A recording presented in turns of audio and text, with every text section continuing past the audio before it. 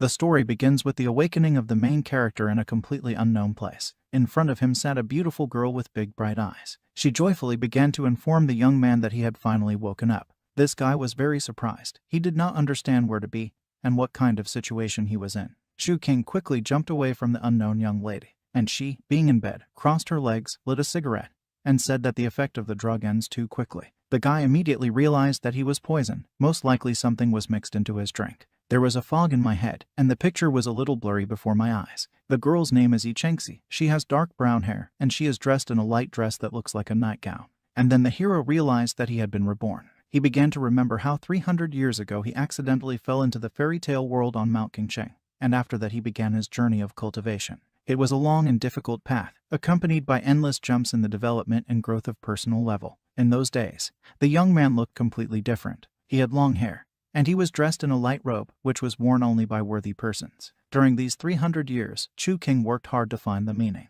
He trained day and night, becoming a swordsman cultivator. The guy was really strong and powerful. He had no equal in that world. Everyone worshipped the hero's strength. When Shu King reached his goal, he unexpectedly opened the corridor of space and time and returned to Earth when he was 17 years old. And I had to get into the kingdom of eternity. Now, he was just a pathetic young man with no strength, standing in his underwear. How shameful and humiliating for who he used to be. He still didn't understand who the woman in front of him was. And the lady was beckoning Shu King to her, pointing to the bed with her hand. In response, the hero hastily began to gather. He was already ready to leave the unknown room urgently. Isekai'd got out of bed, telling the guy that she would not let him go so easily, especially since he had seen her in such clothes. The girl said it really decisively and impressively. It was as if she was convinced of the rightness of her every word and action. Shu King didn't pay attention to her words and was about to leave this place. But Isekai'd grabbed his arm, not giving him the opportunity to move. Their raging forces collided. The girl had it like a bright flame, and the young man had it like a powerful gust of wind. Isekai'd was amazed to notice that the guy had any abilities at all. It was unusual for her world. She didn't understand where such a strong flow of energy came from. The hero clearly lacked the zeal and strength to fight on. He thought that there was definitely no energy left in this body that he needed for a successful attack. In this world, everything was strange, from the manners and behavior of people to the accumulation of their own strength. The raging Isekai'd, with her might, pushed the guy aside. But the young man, seeing his school uniform, grabbed it and ran away. In his thoughts there was only the joy of being able to escape and not harm anyone. After all, he could. Smoking a cigarette, the girl thought about the young man and found him interesting because he was able to evade her wild impulse. She thought that the guy was too naive, since he decided that he could just leave her like that. Isekai'd began to think of Shu King as her personal big white rabbit, which she definitely wouldn't let go. The main character was walking down the street barefoot and was in one robe, which he managed to throw on himself. However, all he cared about now was finding his house where he used to live, before he became a powerful and invincible warrior. Looking up at the sky, Shu King thought that after 300 years, he had finally returned to Earth. Now, the guy will see his relatives, father, mother, brother. He was incredibly happy about this. His soul trembled at the mere thought of long-abandoned relatives. A strict girl with red hair told her young man that men are really troublesome, because this is a common bag purchase. The guy accompanying her was crying and looked visibly depressed. An unknown person promised the chosen one to buy the desired product today, as long as the beloved does not get upset. This action shocked Shu King, but the action continued. The guy hung on to his woman, telling her how kind and merciful she was that day. He looked like an obedient dog who had received a long-awaited treat. Suddenly, someone pulled the hero by the shoulder, asking him to move aside and not block the road. Turning around, he saw in front of him a tall woman dressed in a worker's uniform. She was carrying cement. Nearby, the young man noticed repair work, and all the employees performing heavy tasks were representatives of the fair sex. The world has completely turned upside down. Women were engaged in all men's affairs. The ladies were builders, policemen, drivers. All professions where men used to prevail were now occupied by girls. It wasn't like they weren't coping. It seemed that people's lives had become more colorful and interesting. From all that was happening, the main character was clearly surprised. He still didn't understand how the new world worked and what rules reigned in it. He needed to understand everything in order to at least pretend to be a person who knows the local rules. In search of answers, Shu King came to the city library. There, he wanted to get as much information as possible about the changed and incomprehensible world. There, he learned that in ancient times, in the spring and autumn period, a catastrophe occurred that changed the physical condition of women and made them smart and strong. A woman named Kong Mo was born in those years and brought up Confucianism to respect the fair sex more than men. This change in the imperial power forced the ruler to hand over his throne to the princess, and not to the prince. In the 21st century, under the influence of modern changes, the concept of changing the attitude of women to men arises, although the idea of the superiority of women over men still exists. When a man is married, and if he wants to get a divorce, the wife cannot give the poor guy a divorce. And also, in this world it is normal if a lady achieves her beau herself. The first begins to take care of her beloved. The first makes an offer of marriage. Shu King thought it was funny, especially the fact that girls were asking for guy's hand. If the whole world is really like this, then the main character does not know if his former home exists here, a place to which he returned every day with impatience, where he felt safe, where he was always welcome and expected. Returning to his former home, the young man found his father cleaning. He was wearing an apron, and he looked just like an obedient housewife. It was a completely unusual and strange image for the perception of the guy. Shu King happily threw himself into Dad's arms. His name is Lin. He was surprised by his son's behavior and decided to remind him that he had to come home right after school. In the head of the hero, everything that was happening to him did not fit into his head. So quickly he became a part of this world. Everyone knows him and, one way or another, interacted with him. The father felt the scent of women's perfume on Shu King and began to be indignant, saying that it was dangerous for such a handsome guy to walk alone. It was obvious how Lin was very worried about his son, because in this world men always need to be on guard. A parent showed Shu King a newspaper that said about a 15-year-old boy who confided in his classmate. He was raped and recorded everything on camera, and then the video was distributed. The father said that now this young man has no future. The main character was getting more and more lost in questions and assumptions. The events that were happening frightened him. Lin told that his eldest daughter was always fooling around. She dropped out of university in the 3rd year and could not get a job after that, and now she is sitting at home. The father said that he and his mother no longer expect anything from her. The only hope left was for Shu King. After all, he is young and has his whole life ahead of him. The main thing is not to be deceived by bad women in the future. The guy calmed the worried dad, saying that he understands everything. He decided to ask where mom was. Most of all, the hero was interested in meeting her right now. The father replied that the mother was still discussing her business with other people outside. Because things were not going well now, their family was in a difficult situation. The parent just sighed in resignation. Shu King announced that it was time for dinner, so he decided to call his sister. Entering the room of his beloved relative, the hero found her sitting at the computer while she was enthusiastically looking at something on the screen of her monitor. Quiet giggles came from her. Shu Zio was wearing only a white t-shirt. It was obvious that she was busy chatting on the internet with some guy. She told the interlocutor that he knows how to liberate her and quickly take off her clothes. The hero's sister also offered him money as a gift. In general, the situation fully described the behavior of young guys having fun on the internet. Shu King immediately remembered himself. He closed the door of Chu Zio's room, completely at a loss. The guy came up with the idea that all this was just his dream. He screamed loudly, thereby causing his sister to jump on her chair. He was too uncomfortable. The strange behavior of all the people around him, and most importantly his closest ones, invariably put pressure on his psyche. Chu Zio was angered by an incomprehensible squeal that forced her to get up from her seat, tear herself away from the monitor and leave her room. The girl had short pink hair and the same eyes. She looked like a cherry blossom, just as beautiful and gentle. Warmth radiated from her.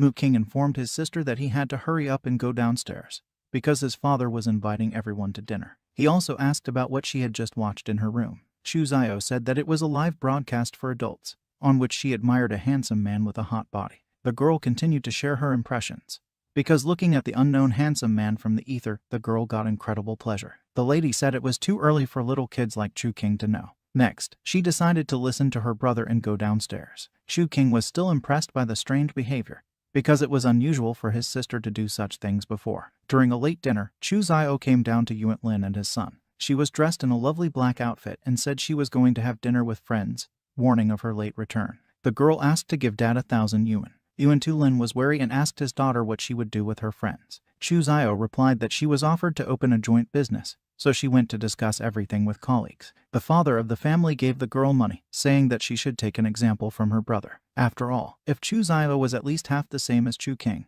then she and her mother would not worry about her future. The girl gave out that she should not take an example from her brother, because he is just a man who can marry a rich woman and she should take care of herself. Chu Zio hoped for her parents' support in the future. Lin warned his daughter, saying not to spend all the money at once because you need to save. Mom is given not just to earn and provide for the family. Father only wanted Chu Zio not to waste money. Chu King asked his father if it was normal that he didn't let go so easily. For the guy, the way of this strange world was still incomprehensible. Lin explained that there was nothing he could do. After all, Chu Zio is a girl. He can't tie her to the house like a guy. A woman should look for a job, but his daughter is set up differently. As long as she doesn't cause mayhem, she'll be fine. The young man only made sure that he was in a completely opposite world, unlike the previous one. Roles and responsibilities have been completely reversed. The mother of the family, named Chu Tanyan, returned home late. She was dressed in a strict suit of dark colors. The woman looked tired because she came from work. The main character rushed into the arms of his beloved mother. He was very glad to finally meet her. Chu King had long dreamed of seeing and touching her.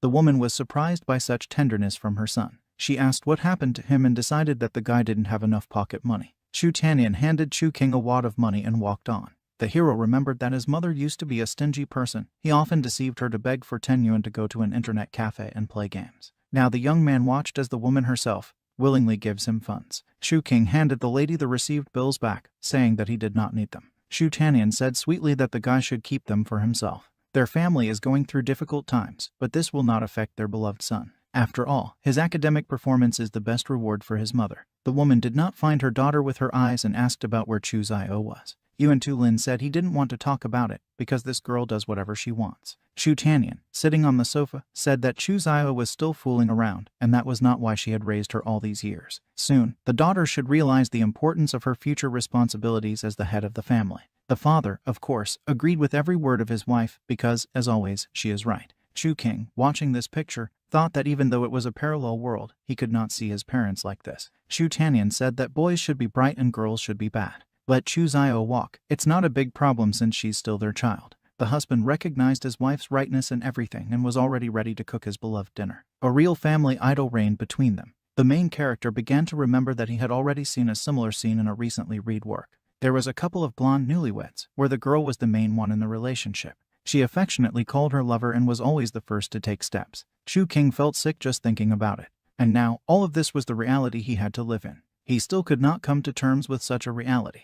But he had no choice, he had to gain strength in this paranormal world. After all, this way the young man will be able to get out of it and regain his former power and respect. Leaving his parents, passionate about each other, the guy went to his room. He could no longer tolerate their tenderness, calloused eyes. Entering, he saw a clean, spacious room decorated with soft toys. Chu King couldn't even imagine that his room could look like this. It was too much. Since women's rights prevail in this world, every family wants a daughter to be born. This judgment has become deeply ingrained over the past few centuries, creating a huge difference between the male and female population of the planet.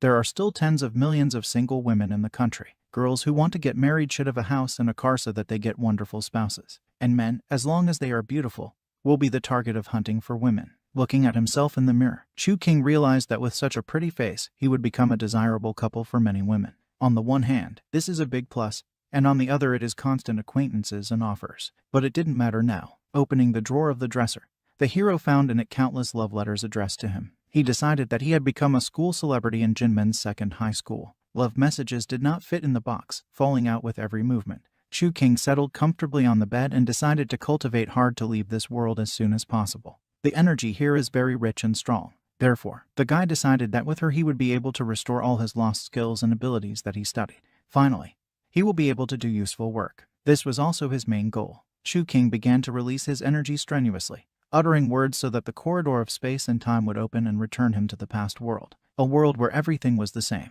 A loving and caring mother who could always support every member of the family. A father who worked hard, but also did not forget to pay attention to his family. A sweet and gentle sister who was so innocent and kind. The guy had a clear goal, to leave this strange parallel world. After practicing the golden will, his 5 senses strengthened. The young man decided to test them and found that mom and dad had been asleep for a long time, and his sister still hadn't returned home. Then he remembered that the roles of men and women had changed here, and it was no wonder that the girls were walking late. Chu King suddenly started calling Chu Zio. Her voice was alarmed. The young lady informed her brother that she was in trouble. She asked not to tell her parents and not to call the police. It was heard that someone was holding the girl by force and did not really let her talk on the phone. Alarmed, Chu King began to ask his sister what had happened to her. Such a late call was annoying and made me think about the worst that could have happened, especially knowing the character of the girl in this reality. She could have done any strange thing or quarreled with someone important.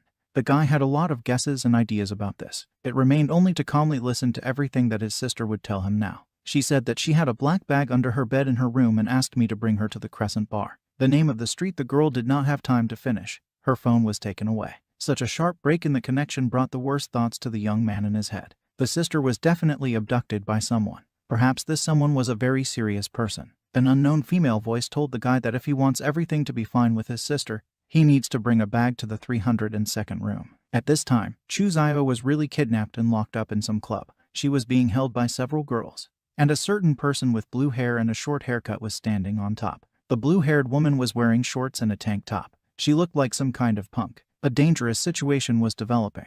The guy immediately changed his look. He decided that he would do anything for his sister. After all, in this reality, the girls were merciless and cruel. It was already the middle of the night. Shu King dressed warmly and went down directly from the window. His thoughts were that he would not allow anyone to lay a finger on his family, especially to my beloved sister. The guy got to the designated place, moving on the roofs of houses. He just jumped on top of them, like some kind of superhero. Shu King arrived at the Crescent Bar in the right office. Chuzayo was still being held by the girls, preventing her from escaping to her brother. The hero dumped the promised black bag in front of the blue-haired leader. He brought what they asked for and now demanded to let his sister go. The girl got up from her seat and said that the young man was even more beautiful than in the photo. She asked the guy how old he was, to which he replied that it was none of her business. The formidable woman was angry, but decided to look into the bag she brought, in which there was a lot of money, which surprised Chuzayo because she stole the thing. Shu King was amazed that his sister didn't know that there was money in the bag. There was at least 1 million. The guy had no idea how the girl managed to get into this story. Chuzayo began to understand what she had done and repented to the blue-haired lady for abducting her.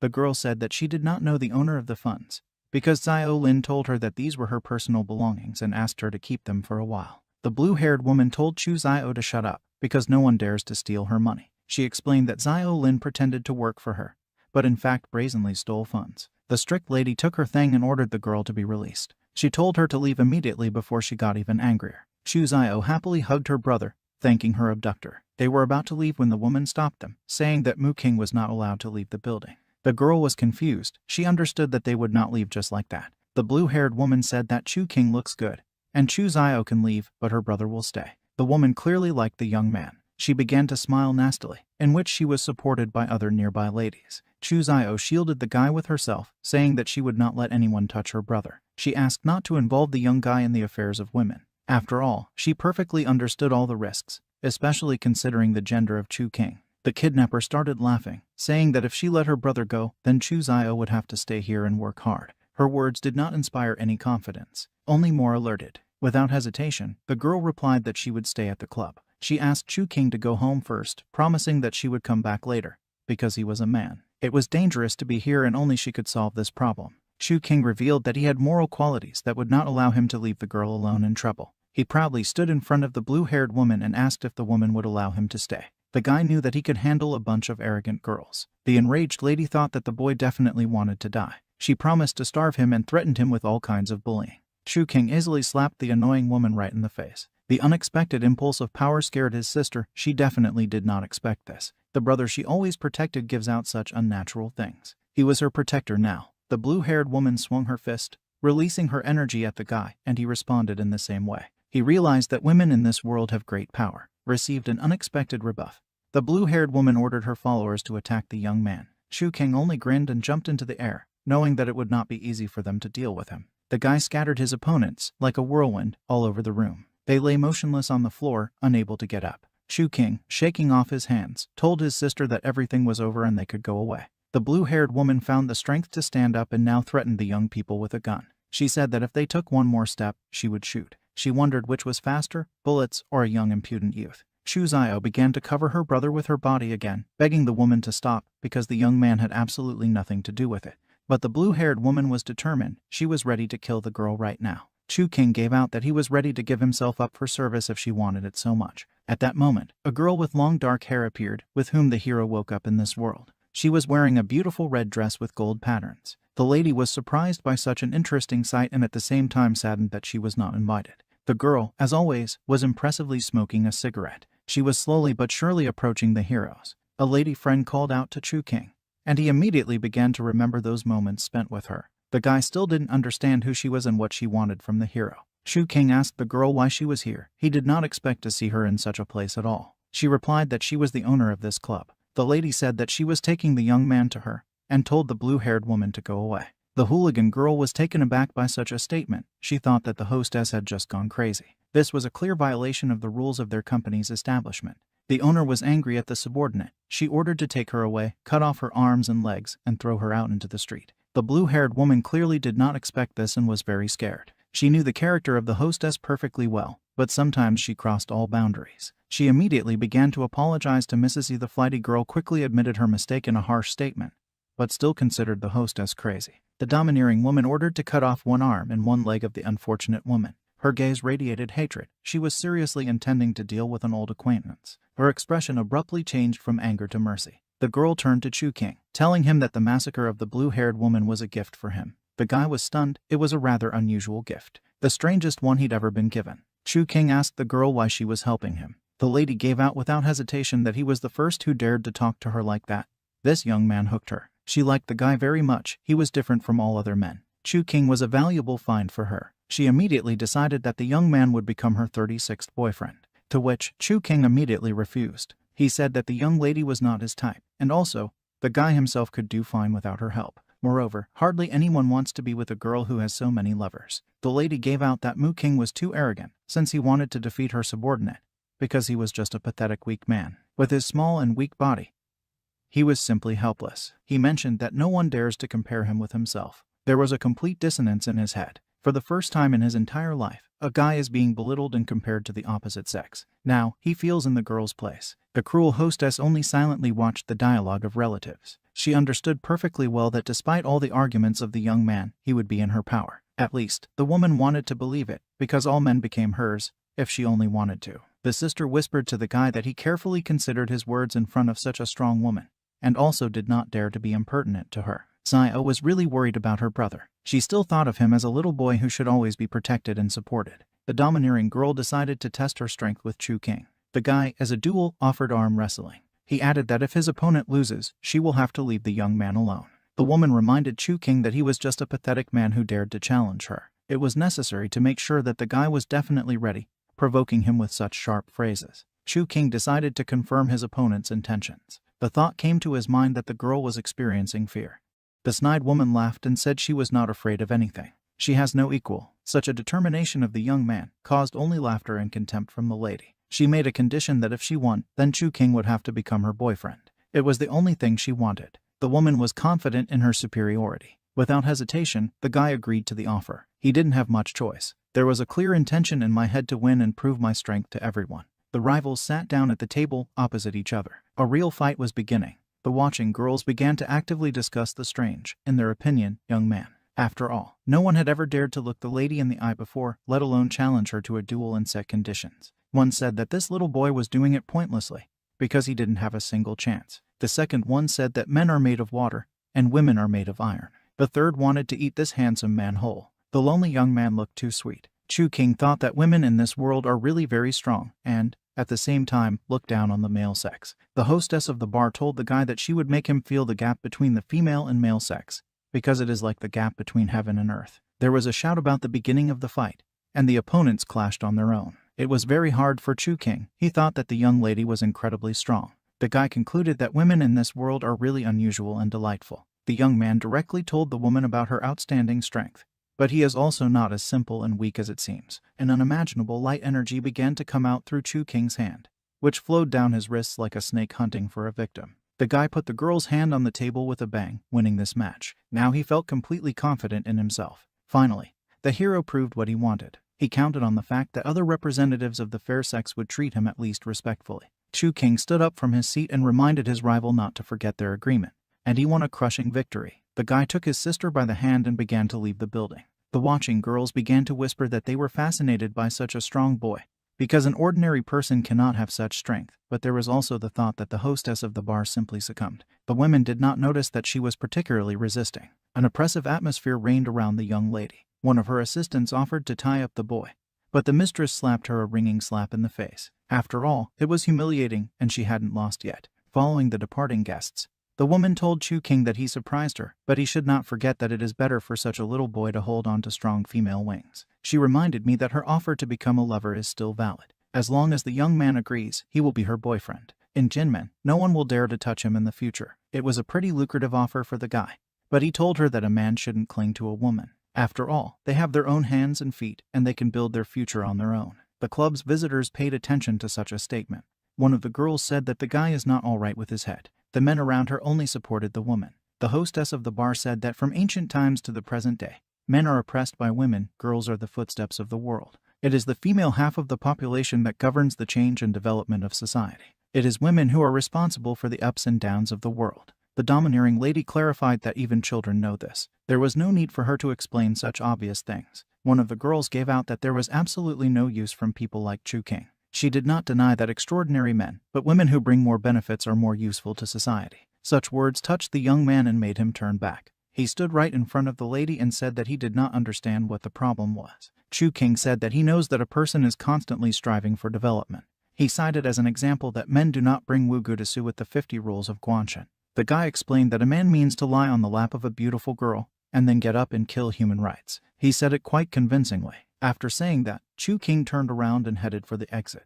Mrs. Yi looked pleased. She followed the guy with her eyes. She told her assistant that she found the young man amazing because such a rebel suits her. Now, she definitely wouldn't let him just run away. The servant reminded his mistress that because of the reception of guests, she was asked to return early, to which Isekai'd responded with some indifference. After all, she just went out to play for a couple of days, so she can't come back. Also, she asked to stop calling her mistress because her sister is still alive. Images of the elder, who, one way or another, occupied a much higher position in society, immediately began to pop up in her thoughts. Chu King and Xiao were returning home at a late hour. The sister started asking the guy not to tell the whole story to their dear parents. The young man replied that it was impossible. He would tell them everything. If he hadn't been there, the girl wouldn't have been able to get out of there unharmed. Parents will be worried, which is why Chu King decided to inform his father and mother. The hot-tempered sister gave out that her brother was planning to threaten her with this. She thought about it and was surprised when he became so strong. It is possible that Isekai'd will marry Chu King in the future. She was the heiress of a family that inherited power in the Jinmen underworld.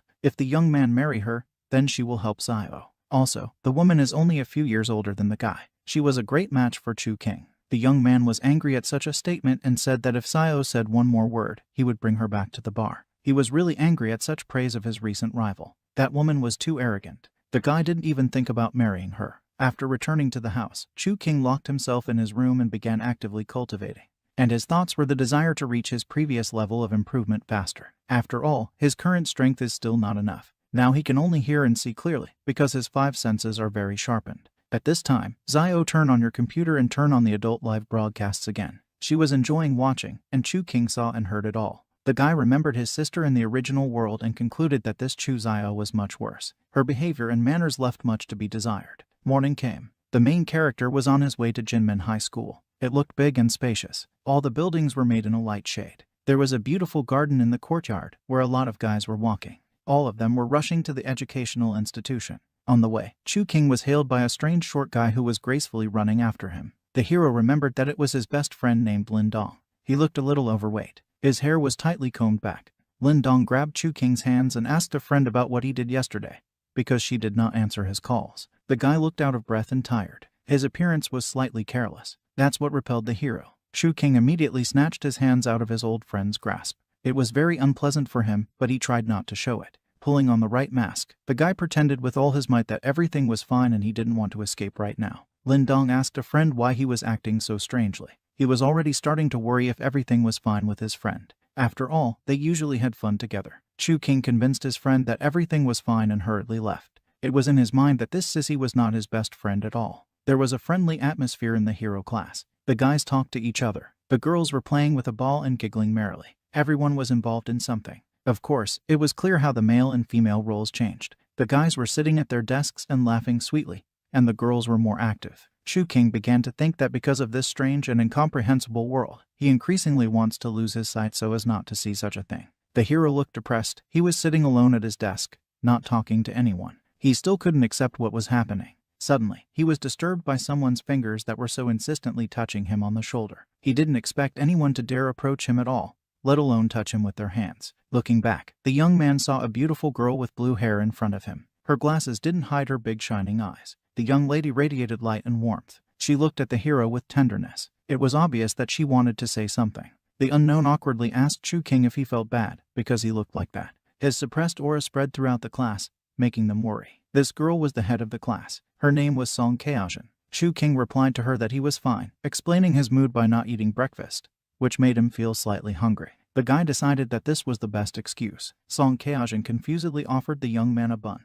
Because college entrance exams are coming soon and the guy needs to take care of his health. Well-being directly affects the quality of tasks, on which his entire future fate depends. The modest headman was called by another girl, who was furious that she dared to talk to the school handsome. This young lady looked very, to put it mildly. She had short hair and a rather thick build. She looked like an untidy and frivolous person. She quickly pushed the headman aside and walked over to Chu King. The woman brazenly hugged him and asked if he had read her yesterday's love message. After all, she tried so hard to write it, knowing how hard it is to get the guy's favor. Chu King fiercely pushed the impudent girl away from him. Now, his nerves were on edge. He was extremely furious about what was happening around him. The offended lady did not understand how he dared to do this to her, because he was just a man. Such behavior was unacceptable for a pathetic man. She furiously attacked the young man with her fists. A little more, and the girl would have hit the target exactly. The brewing fight was stopped by a young man who came in. He was the younger brother of Isekai'd. He was not much like his sister, except that he had a decisive and domineering character. He had blonde hair and eyes. The attacking lady was at a loss from his appearance.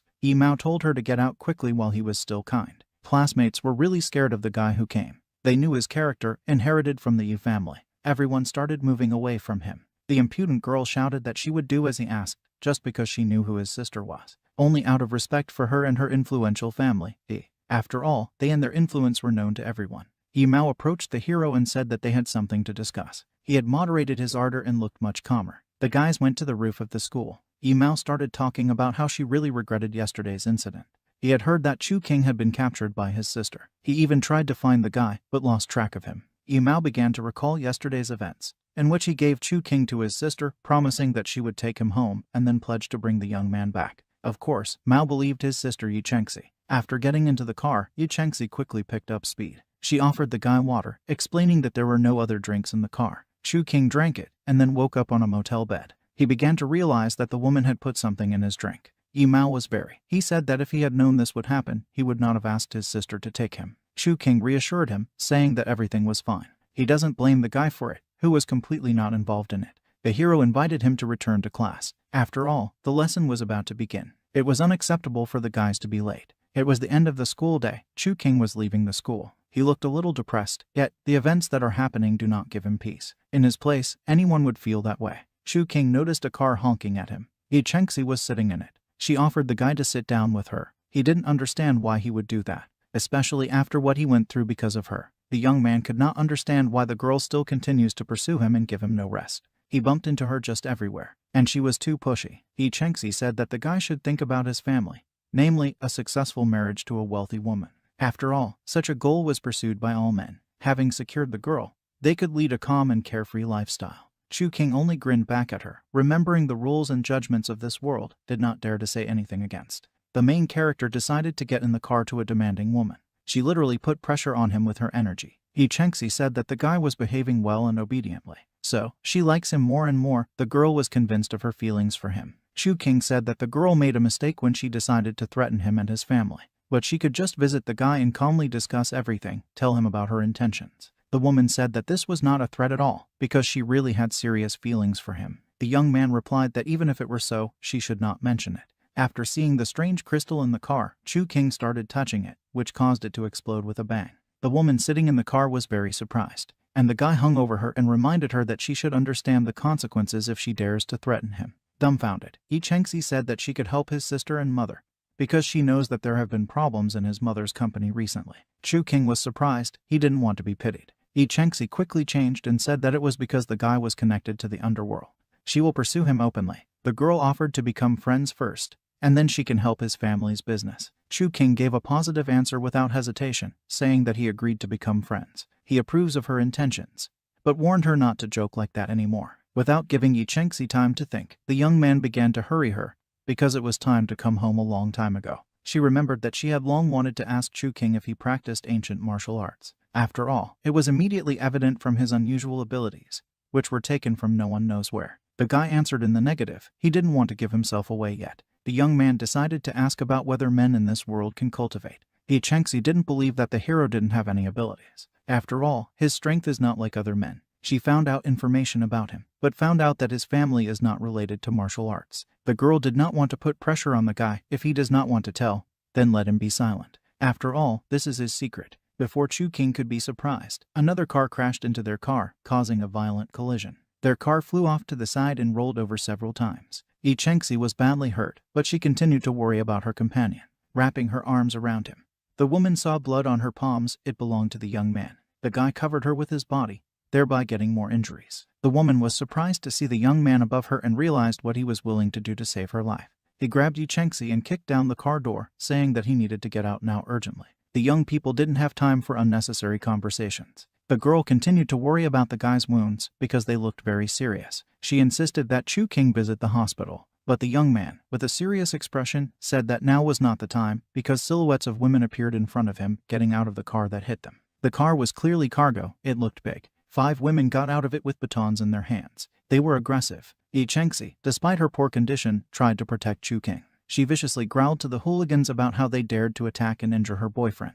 The girl swore to kill them all for her beloved. The women with clubs went on the offensive, and Isekai'd prepared to defend herself. She scattered the opponents on different sides, striking blow after blow. One of the women started running towards Chu King, and in her hand was a large knife. The guy thought that he was being underestimated again. After all, she alone dared to go against him. The young man was completely angry. Now she will definitely come to an end. He began to gather his strength in his fist, concentrating the force at one point.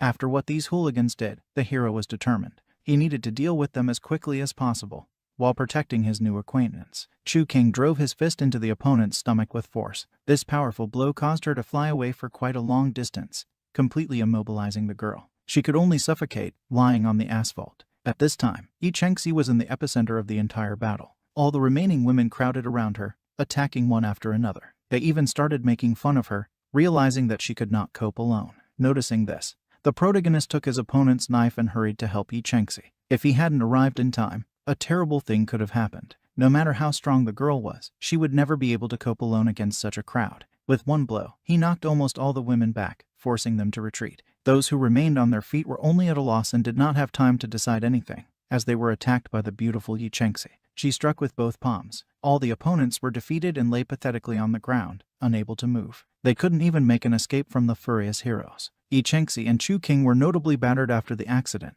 and now after this brawl. Isekai'd was in high spirits. She praised Chu King because he did a great job, saved the lady and dealt with the women. The young man replied that these were trifles for him. He left the rest of the work to the girl, throwing his combat knife, one in honest, into her hands. Isekai'd said she would ask someone to take care of this problem. She also noted that if it wasn't for the guy, she would have been in big trouble. The girl decided to make sure once again that this guy is a high school student. After all, he was extremely strong. Chu King repeated himself, saying that it was a small thing for him. He said that it would not be possible to have lunch with her today, so he suggested rescheduling it to another day. It was too late. His family is probably worried about him right now. Isekai'd's phone rang. Her voice sounded alarmed. The guy began to think that something serious had happened, but he quickly dismissed such thoughts because what happened has nothing to do with him. The affairs of the E family are not something that high school students like him can solve. Isekai'd grabbed the young man's arm, stopping him. In tears, she said that her mother was seriously injured. She was attacked by a murderer, but she was rescued and taken home. Chu King thought that this was too strange a coincidence. Isekai'd and her mother attacked at the same time, so it's definitely not accidental. It is obvious that big changes are coming in the criminal world of Jinmen. Upset, Isekai'd said that if her mother falls, her aunt will take the place of the head of the family, and she herself will definitely be kicked out. She didn't know what to do next and what to do. Chu King began to calm the girl, saying that he would go with her. He said that the state of her family depends only on herself. A woman should keep herself in hand. Even if the guy couldn't help, he wanted to at least comfort Isekai'd. Suddenly, the girl felt that she could trust Chu King's words. It was the first time for her, so open and just trust someone. After all, in her strict family, from childhood they are taught to suppress their feelings and distrust everyone around them. Mom always inspired her daughter about how important it is to rely only on yourself in this life. The girl understood everything perfectly, but at the same time there were moments when she could not cope alone. She always wanted to get care and support. Despite how difficult it was for Isekai'd to trust people and rely on their feelings, she rushed into the young man's arms. An unknown feeling inside told her that it was the right thing to do and she should relax. Isekai'd and Chu King were on their way to her family's house. It was the dead of night outside, but the lights were still on in the windows of the house. The mansion looked big and forbidding. It was surrounded by a high fence. The heroes confidently approached the gate. Isekai'd was met by a girl. She greeted the lady and was glad for her return. Isekai'd, first of all, asked her about how things were at home. The assistant replied that it was very difficult, because she could not enter the house. Ime said that until the lady arrives, no one else is allowed to enter. The girl began to get angry at the woman who wouldn't let anyone in. Chu King didn't understand who he was talking about. What kind of evil lady who wouldn't let outsiders into the mansion? Isekai'd explained, saying that Yume is her third aunt. Her mother told her that for all the time in their family, her aunt always made attempts to collude with other large families. The girl added that since the mother has no substantiated evidence, she cannot do anything. Isekai'd didn't expect that this time, Auntie would make the first move. Full of determination, the girl led Chu King after her. But the guards stopped them, saying that this guy could not enter. Women in dark suits strictly did not let the heroes inside. Isekai'd was infuriated by this. She didn't understand how they dared to stop her people. The actions of the guards violated all boundaries. Chu King quickly figured it out and cheated, said that he was a doctor of Isekai'd and came to cure Mrs. E. The guy studied medicine in a fairy tale world. Now the acquired skills will be very useful to him. The women guarding the house grinned, because men are too stupid to work as a doctor. Chu King decided to surprise them by listing all their illnesses. He called one woman a disease of the reproductive system, which she had had for many years, and another reminded about the kidneys, which were in poor condition, explaining that prolonged martial arts training affected so. Also, I mentioned that a woman has been using traditional Chinese medicine for a long time, but the effect is almost zero. The guards were taken aback by such clear diagnoses. No one knew about them and could not say that. And some kid who called himself a doctor immediately identified all the problem areas. The women missed him, along with Mrs. Yi. The heroes were blocked by two ladies. The older one was Isekai'd's aunt, Ime, and next to her was Yume, her daughter. The aunt said she was glad to have her niece back, because otherwise it is unknown what could have happened. The evil Isekai'd asked her aunt about where her dear mother was. The girl missed her loved one, who was so brazenly attacked and mercilessly mutilated. Ime said that Isekai'd was just a rude girl who should respectfully call her third aunt. In addition, she noticed Chu King and called him a strange guy. Men are not allowed to enter the E family. Isekai'd called him her doctor again, whom she had summoned, so she asked him to let him through. Insisting on her own, the third aunt began to talk about the fact that a man cannot work as a doctor, and Chu King, in her opinion, is another savage, whom her niece picked up after several days of absence. Aunt said that if a guy wants to enter and become a man of the E family, he must have at least some abilities. Otherwise he will not be able to enter this house. Ime sent her daughter, Ymare, to check how great the skills of the boy that little mistress brought were. Ymare obediently obeyed any orders of her mother, so this time listened to her. Third aunt's daughter had a dress similar to Isekai'd's, but the atmosphere around her was completely different. Ymare, with a leisurely step, approached the heroes. She was like a careful cat. In the thoughts of the third aunt, it was that Isekai'd would try to save Chu King from Ymare, thereby violating the rule of the E family. In this scenario, even her own mother will not be able to protect the girl. Winding a dark hair on her finger, the daughter of the third aunt told the guy that he promised to fulfill any of her conditions if he lost. The condition was to spend one night with the girl. But this is in case of her victory. Mayor was in a very playful mood. Chu King felt that he was causing a feeling of sympathy in the girl. Isekai'd tried to stop her cousin, telling her not to go that far. But Chu King quickly stopped her, promising to win no matter what. And the girl believed. The young man did not even have time to say that he was ready, as his opponent made an unexpected attack with her foot, or rather, with the heel of his red shoe. A little more and the blow would have gone straight to the hero, but he managed to block it, because he knew that earlier, Mayor distracted him with conversations. The guy wasn't stupid enough to be tricked so easily. With just one powerful punch, Chu King knocked his opponent out. The attack went straight into the girl's stomach, causing her to writhe in pain and fall to the ground. The third aunt could only watch her daughter's shameful loss. She was terrified of the strength of the young man, at the same time worried about her daughter. The blow she received was too strong. Chu King asked if the girl still wanted to spend the night with him. Mei raised her daughter and scolded her niece for an uninvited guest who was behaving simply outrageously and unacceptable. Aunt kept calling the guy a savage. Isekai'd responded by saying that if Chu King was not provoked, then he would not hurt anyone. The guy mockingly suggested that Mei hurry up and take her daughter to the hospital, because he cannot guarantee the presence of internal injuries. After all, the girl really got hurt a lot. Evil Ime shouted that the young man was too cruel. She promised to repay him twice. An offended and humiliated mother will never forget the offense. The heroes went into the house and stumbled upon the second aunt of the Yi family. She had long blonde hair and light eyes like Isekai'd. She is dressed in a strict classic suit, and the woman is also wearing glasses that perfectly emphasize the shape of her face. This aunt was more friendly. She was delighted to see her niece and immediately began to hug her. The second aunt had been waiting for Isekai'd for a long time and was glad to meet her. The woman said that everything is fine with the girl's mother, but the injury is too serious. Doctors can only help her for a while. Chu King decided to help and take part, saying that such a serious injury should not be postponed. He thought that he might be able to provide at least the slightest help. He just needed to check. The second aunt did not understand who this beautiful young man was. so she asked her niece a question. Chu King said he could be trusted.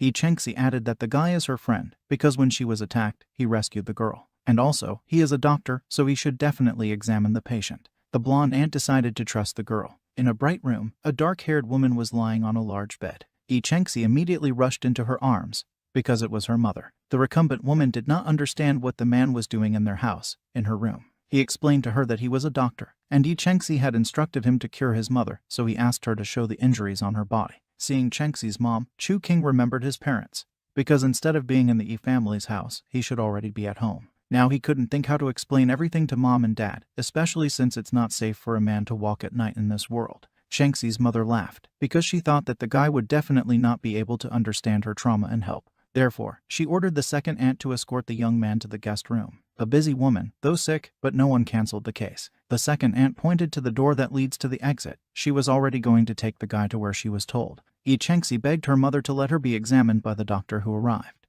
The daughter claimed that he was a good man. She also mentioned a recent case, because of which the girl could have been seriously injured and be bedridden with her mother. Isekai'd spoke very convincingly, because it was real. The situation in which she got could lead to an irreparable tragedy. The girl's mother was very surprised. It was the first time she had seen her daughter have such a high opinion of a man. The woman did not understand what Isekai'd found in the unknown young man so special. Dr. Chu King himself intervened in their dialogue. He decided to clarify the details of the attack on the aunt. According to the stories, she was hit with a poisonous palm right in the left shoulder. The guy said that this technique is very dangerous, which means that now the woman must use most of her strength to resist the spread of this negative energy. Chu King made a conclusion about Auntie's health status to date, saying that her body is very weak because most of the energy is unstable. The elderly woman was surprised by the stated argument. She began to understand reality. A seemingly simple guy said what no one else could yet, and he hit the nail on the head. Isekai'd's mother asked her relatives to leave her alone with the smart boy. She was interested to find out what he would give out next, and how deeply he would be able to understand the problem.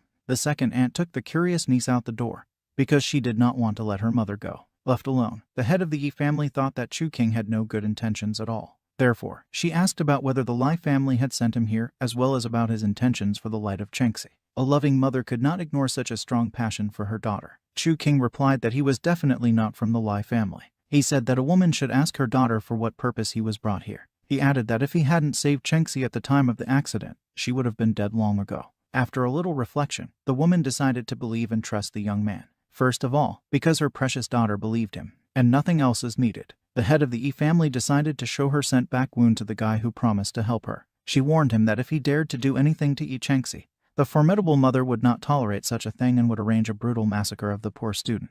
When the woman turned her back, Chu King saw an impressive-sized dark-colored wound. A dark, oppressive aura emanated from her, like some kind of curse. The guy said that the people who attacked the lady used a very destructive poisonous technique. If nothing is done, then the internal organs will collapse within 5 days. Even if you restrain the spread of the poison by force, it will continue to circulate through the body, attacking all the insides. The woman was only convinced of her guesses. She also assumed exactly such an effect on her body. The head of the family wanted to know if the young man could cure her. Chu King said he promised to make every effort and give his best to cure the lady. There were many options and methods of treatment in his thoughts. The most important thing was to try to suck out the poison with the help of spiritual energy, which he was going to do. The guy released the maximum of his strength, then tried to focus on the wound and direct everything there. After making sure that his energy was enough, Chu King began to absorb all the poison, all the negativity from the poisoned flesh. The woman at this moment felt only a slight tingling and heat, which appeared from the actions of the young man's strength. She felt a pleasant sense of relief and the release of all the blackness and dirt that settled in her shoulder. With his current abilities, Chu King was only able to extract a portion of the poison.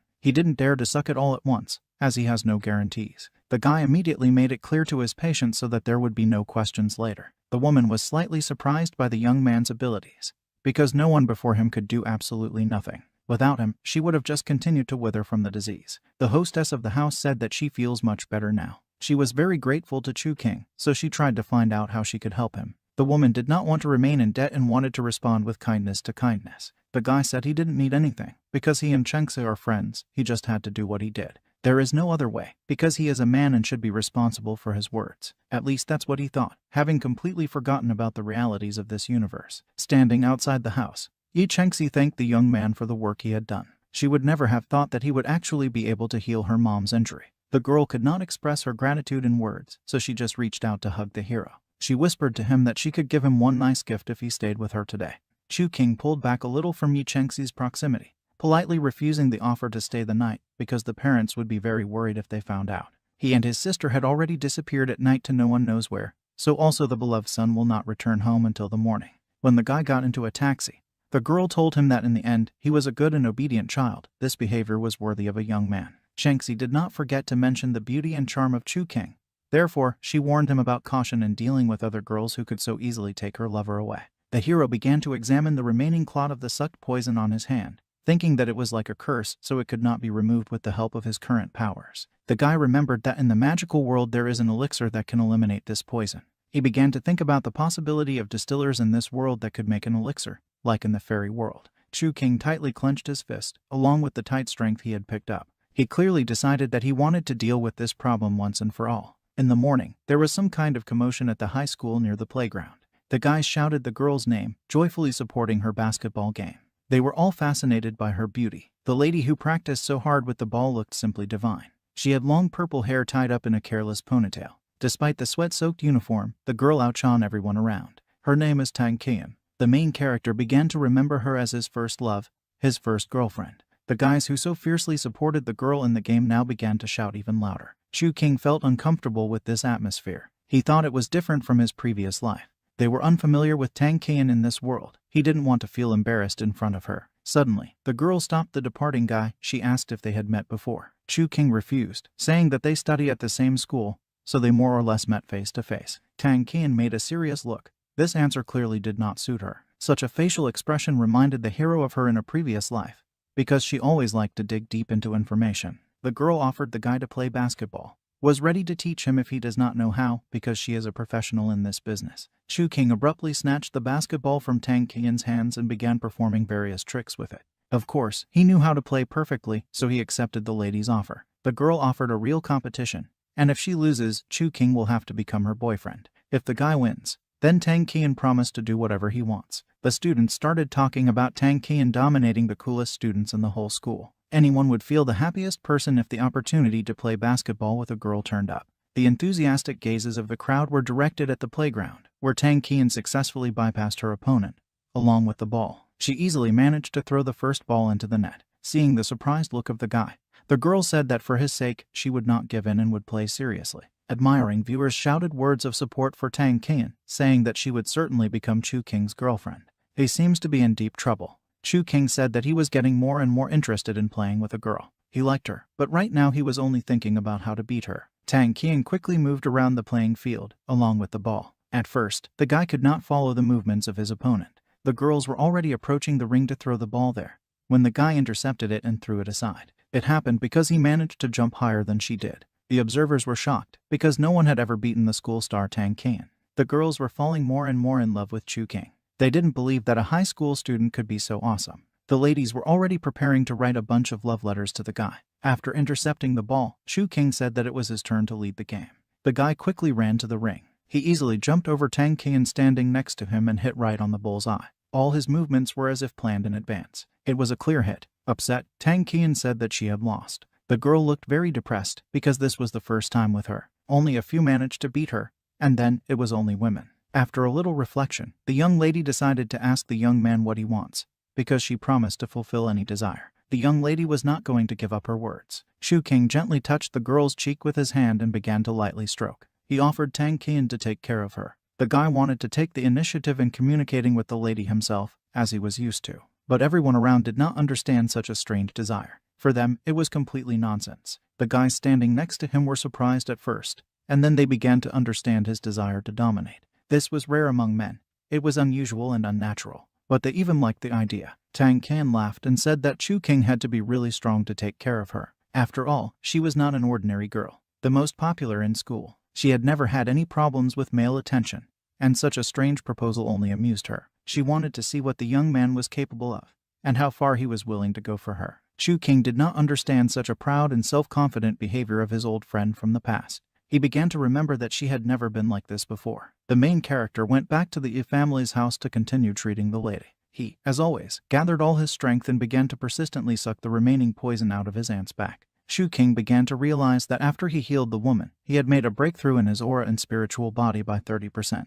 It was a rather unexpected and unusual result for him. He was pleased with himself, pleased that he tried and gave his best. After the treatment session, it was dark outside for a long time. In the courtyard of the family mansion, Chu King met Chengxi. She kept thanking the guy for saving her mother. The girl offered the young man to ask her for anything he wanted. She could do anything. Mu King liked a brave girl. He could have asked her to spend the evening with her for dinner or go on a romantic date, but he could not afford it. In this world, everything was too complicated, and his main task was to regain his former strength.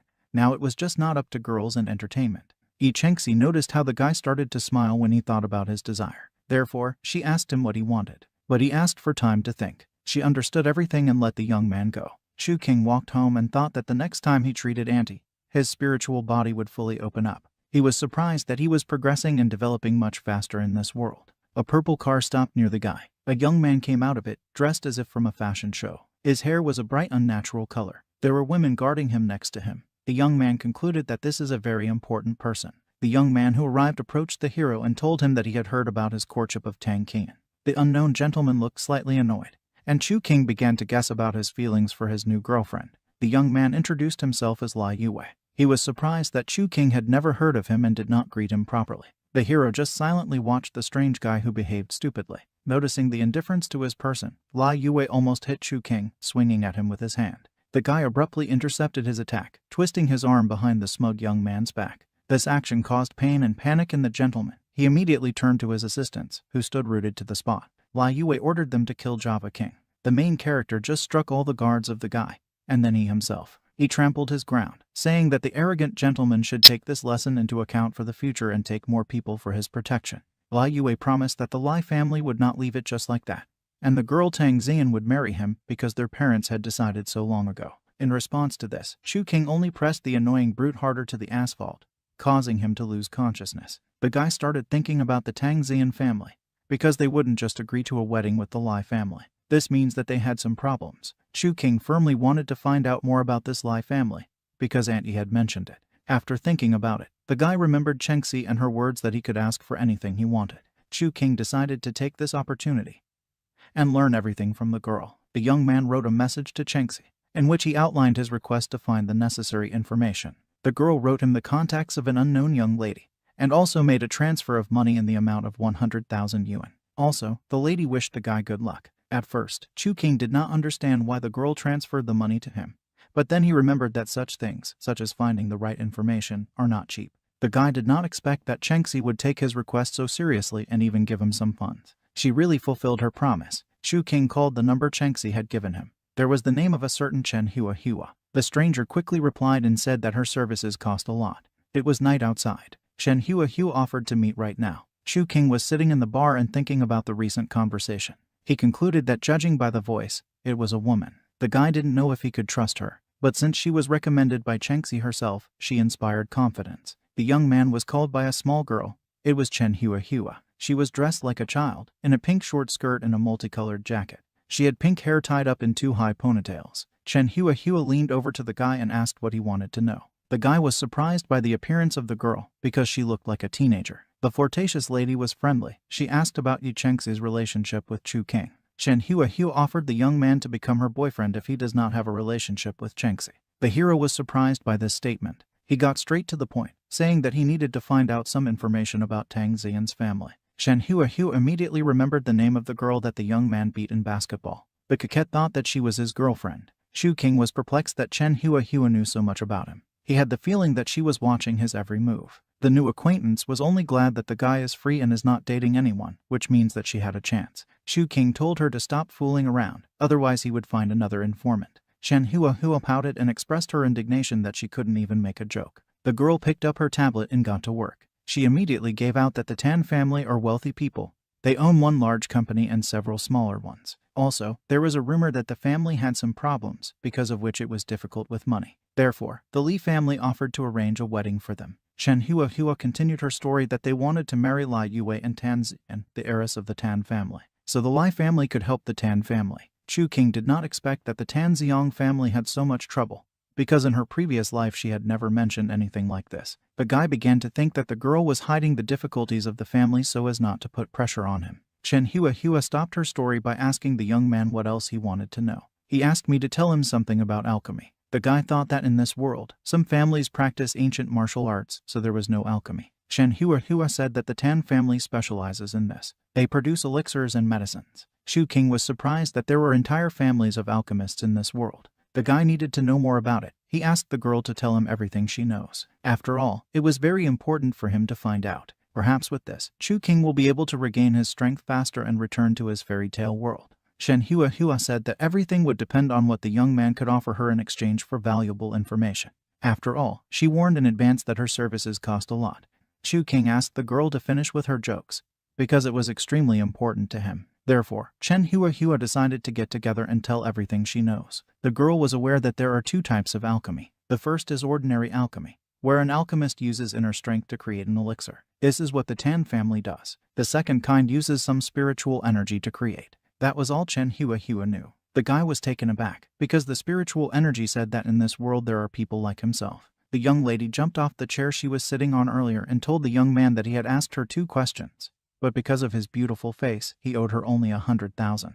Shu King didn't want to let the informant go. He wanted to know about some reliable supplier of medicinal herbs and all that. After all, with the help of medications, he can recover faster and fulfill his main goal. Manhwa agreed to tell if the guy agreed to have lunch with her. He had sunk into her soul too much. She had never met such beautiful young men. The hero stopped near a pork kebab shop. There was a wonderful smell of fresh meat coming from there. Manhwa was already met by a young waiter who was glad to see her back. He asked if she had already chosen what she would order. The guy was all glowing with happiness, looking at the little girl. The informant ordered 20 skewers of meat and 4 cans of cold beer, and this is just for starters. Shu King was amazed to see how the women were appetitingly eating pig meat, along with beer. In his past world, only men had such tastes. He forgot for a second that everything is different here. After drinking Manhwa beer, she sat down closer to her companion and began to complain about her life. She told about a guy who rejected her because he thought she was poor. The girl told about how she loved him for many years, and he did this to her. Very mean and low. She told Shu King about her small and cramped apartment, that she plays games a lot.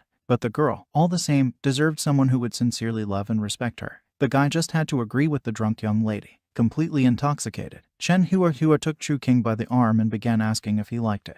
Her crazy eyes seemed to glow. The guy thought that she just didn't control herself and didn't understand what she was doing. The hero had to carry the girl in his arms to her home, because she could not stand on her feet at all. He cursed, telling her, "Why drink so much if you can't stand it?" When he opened the door to the lady's apartment, he was taken aback to see her condition. There was mess and dirt everywhere. The dirt was exactly lying on the floor, along with garbage bags. Empty alcohol bottles were lined up in a row. Dirty things are scattered all over the room. There was a thick layer of dust and some junk on all the shelves. The apartment was in terrible condition. Shu King concluded that the girl could not take care of her own home. It was a big problem for her, as well as for her health. Living in such garbage could lead to diseases. The guy laid Manhwa on the bed, and she woke up abruptly and reached into his arms. There were strange ideas and guesses in his thoughts as to why she was doing this. But remembering her condition, I calmed down, attributing it to the usual desire to feel the warmth of human hands. Someone was praying to the Lord. His hands are folded in front of him, a plea to save this mortal world. The man who is praying now is not the Prince of Darkness. A human face is dimly visible in the reflection of the water. A brunette with long hair looks at his reflection in the water and wonders who he is. Where is it? Instead of one eye, he has a pink burning substance.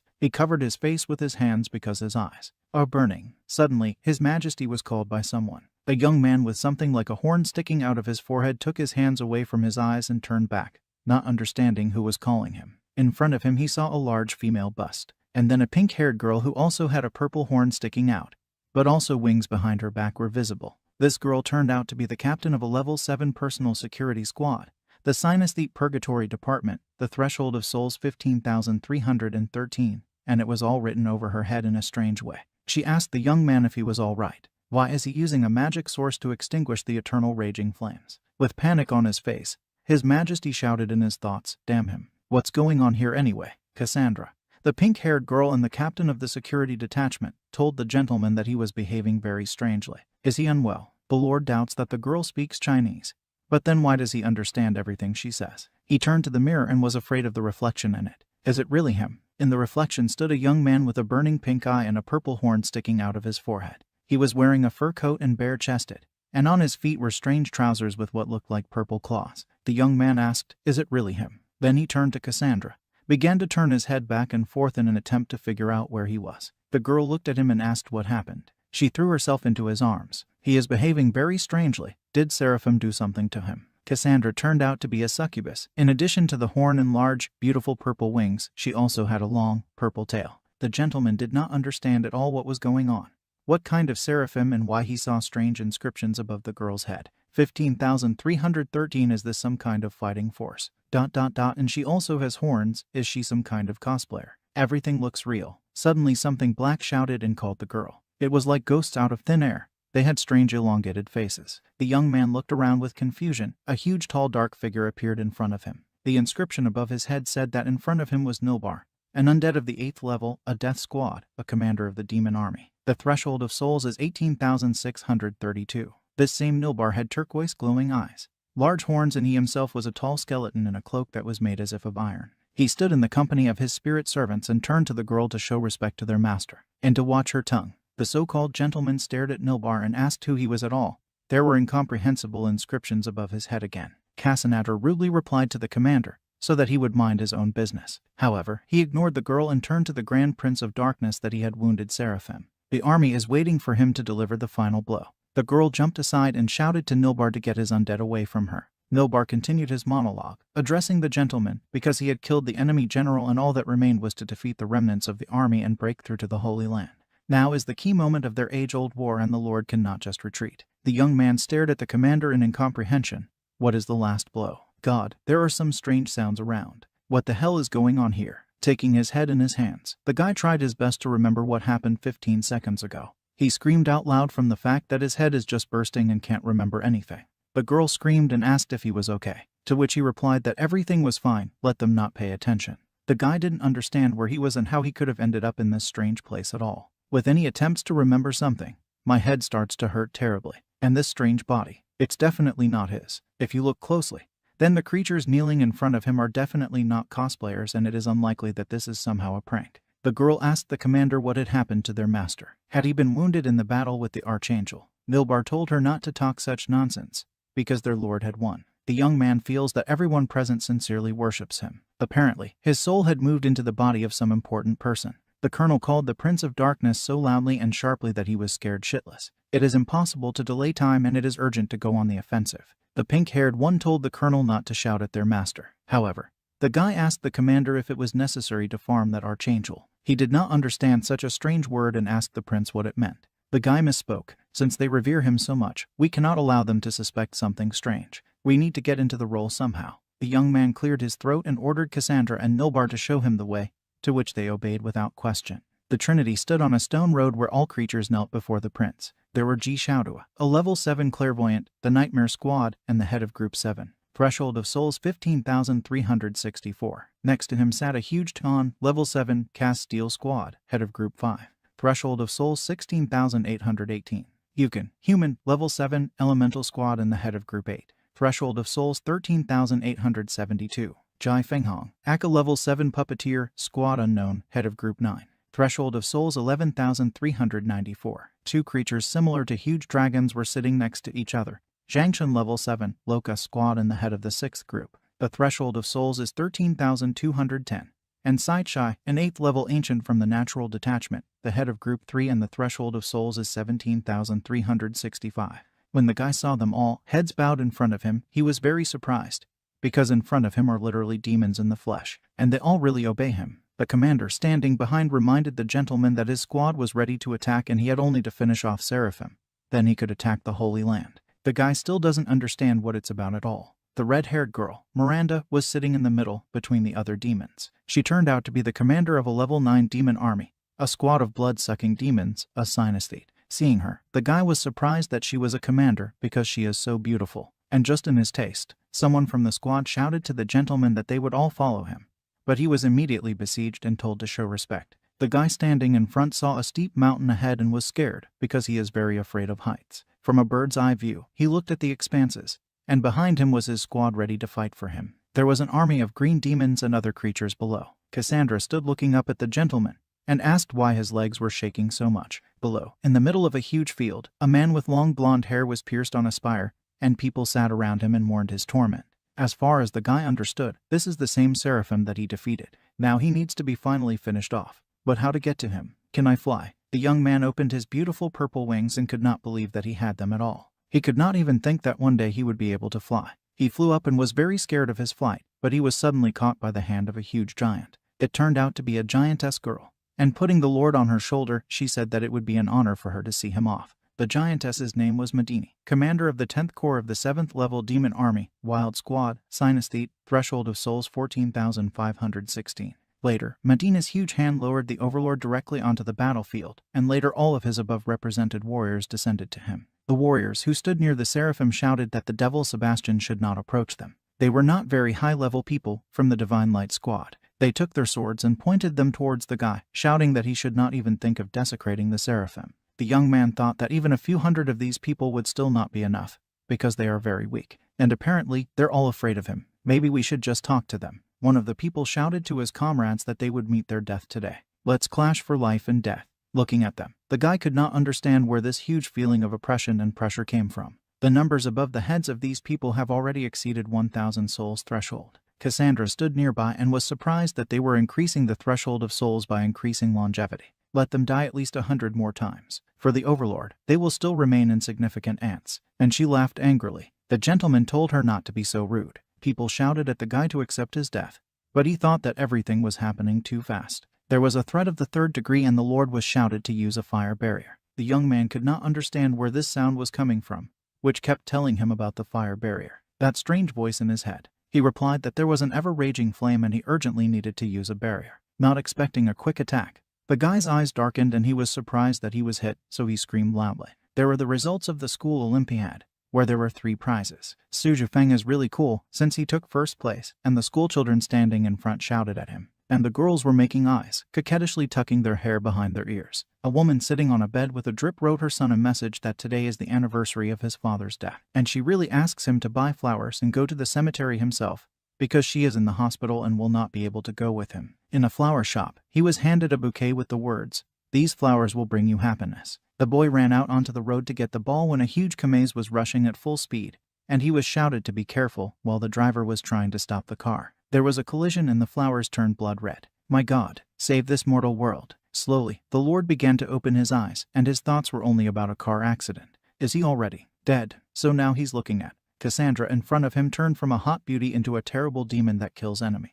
The guy was scared of this sight, while the crowd chanted her name. The opponents, having seen this, realized that trouble could not be avoided. Cassandra was told to stop, because does she really like to look like this in front of the gentleman himself? Better let him help. The girl returned to her former form and asked the guy if he was injured. However, she was told that the blood had already been stopped. Oh my God, and she was that monster. The young man got up from the ground and was surprised that the wound, to his surprise, did not hurt at all. Does he really have to deal with that angel? He turned to a boy from his squad and asked him to help him walk. But he replied that he could not because the spiritual power of divine tears was already enveloping Seraphim. In this life, except for him, the Lord, no one can approach him, otherwise he will simply turn into ashes. Seraphim was hanging on the spire and was all glowing. The inscription above his head stated that he was a level 9 person from the Divine Light Squad and his soul threshold was 36,472. The guy thought that the angel must be very strong because he has such a large threshold of souls. But what if he urgently decides to reincarnate? The master doesn't want to kill anyone.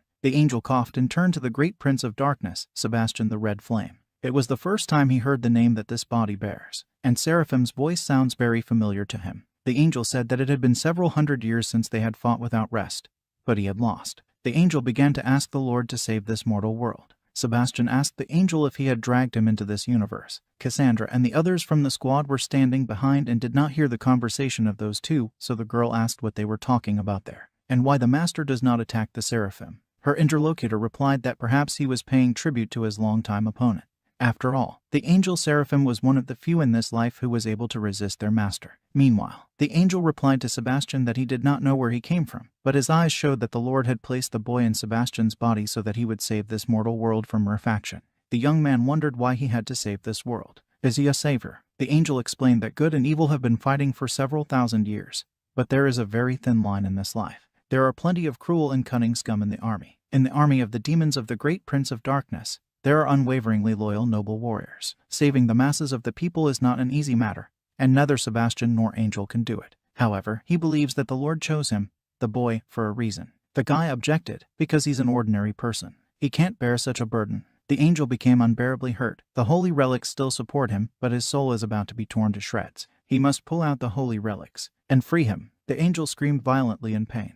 The guy was watching all this and was at school, to put it mildly. The angel shone strongly with divine light and screamed. Cassandra stood with Krasnogolov and laughed at his suggestion that their master was paying tribute. He just wants to torture him longer. The guy replied that maybe he was wrong. The soldiers of the angel's squad asked why he was doing this to Seraphim. This is already a flick. You need to fight with him. Miranda and Nilbar were still standing at the top of the cliff and watching everything that was happening.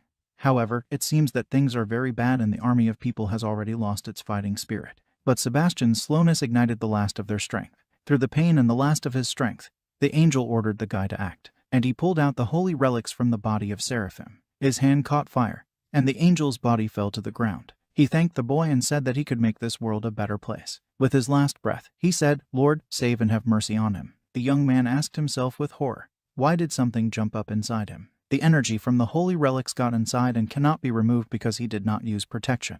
His voice in his head told him that. Him again. What is it in the end? He was told that he is an ever-raging flame and he is the very flame that burns in his eye. The guy asked the voice how he can get rid of it, because his body is just going to burst. The voice replied that if there is no way to assimilate this energy, then it needs to be released. And only he knows how divine tears work in this world. You need to follow your own feelings. Trust your feelings. In this way, the guy raised his hand up and a powerful explosion occurred, causing everything to light up and all people were thrown aside. Miranda and the commander stared at everything from above in shock. The guy in Sebastian's body did not expect this at all. A fiery streak formed at the bottom, and looking at all this, he said that he did not do it on purpose. The army shouted, "Long live the Lord." His entourage began to praise him for such a cool blow that completely broke the spirit of the enemy army. He asked the flame if he was really in charge of the army behind him. He asked again what the gentleman meant. After all, he is the supreme commander of the demon army. The guy replied that he understood. For a moment he remembered the angel's words that he must save this mortal world. The young man turned to Cassandra and Jai Fenghong and said that he had already done irreparable harm, so now he could not bear death and horror again.